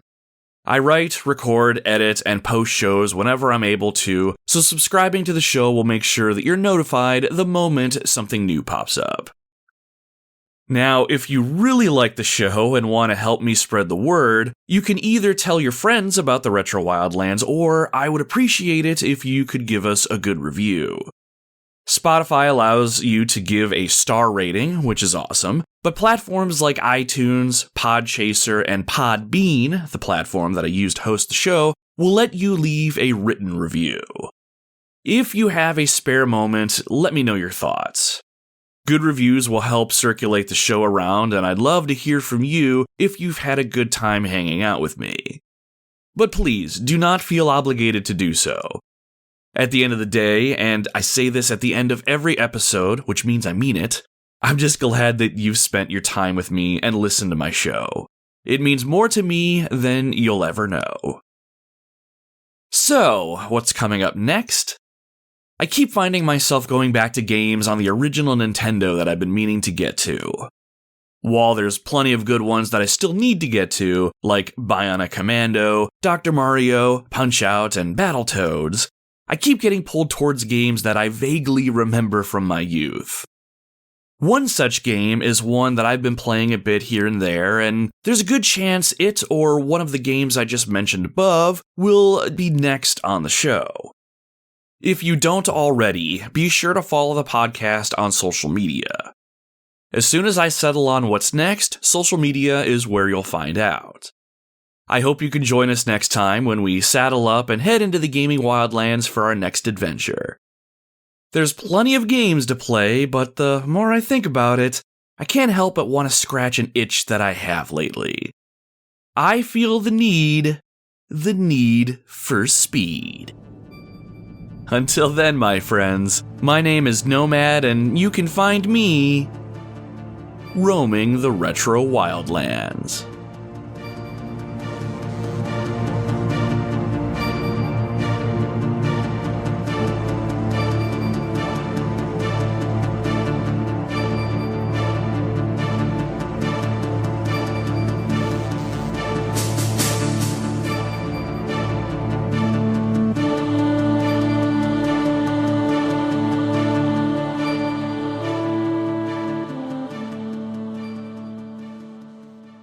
Yes, sir.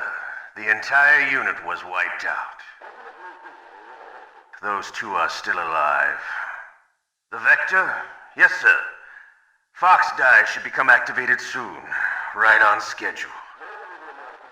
Yes, sir. I recovered all of Rex's dummy warhead data. No, sir. My cover is intact. Nobody knows who I really am. Yes, the DARPA chief knew my identity, but he's been disposed of. Yes, the inferior one was the winner after all. That's right. Until the very end, Liquid thought he was the inferior one. Yes, sir, I agree completely. It takes a well-balanced individual such as yourself to rule the world. No, sir. No one knows that you were the third one, Solidus. What should I do about the woman? Yes, sir. I'll keep her under surveillance. Yes. Thank you. Goodbye. Mr. President,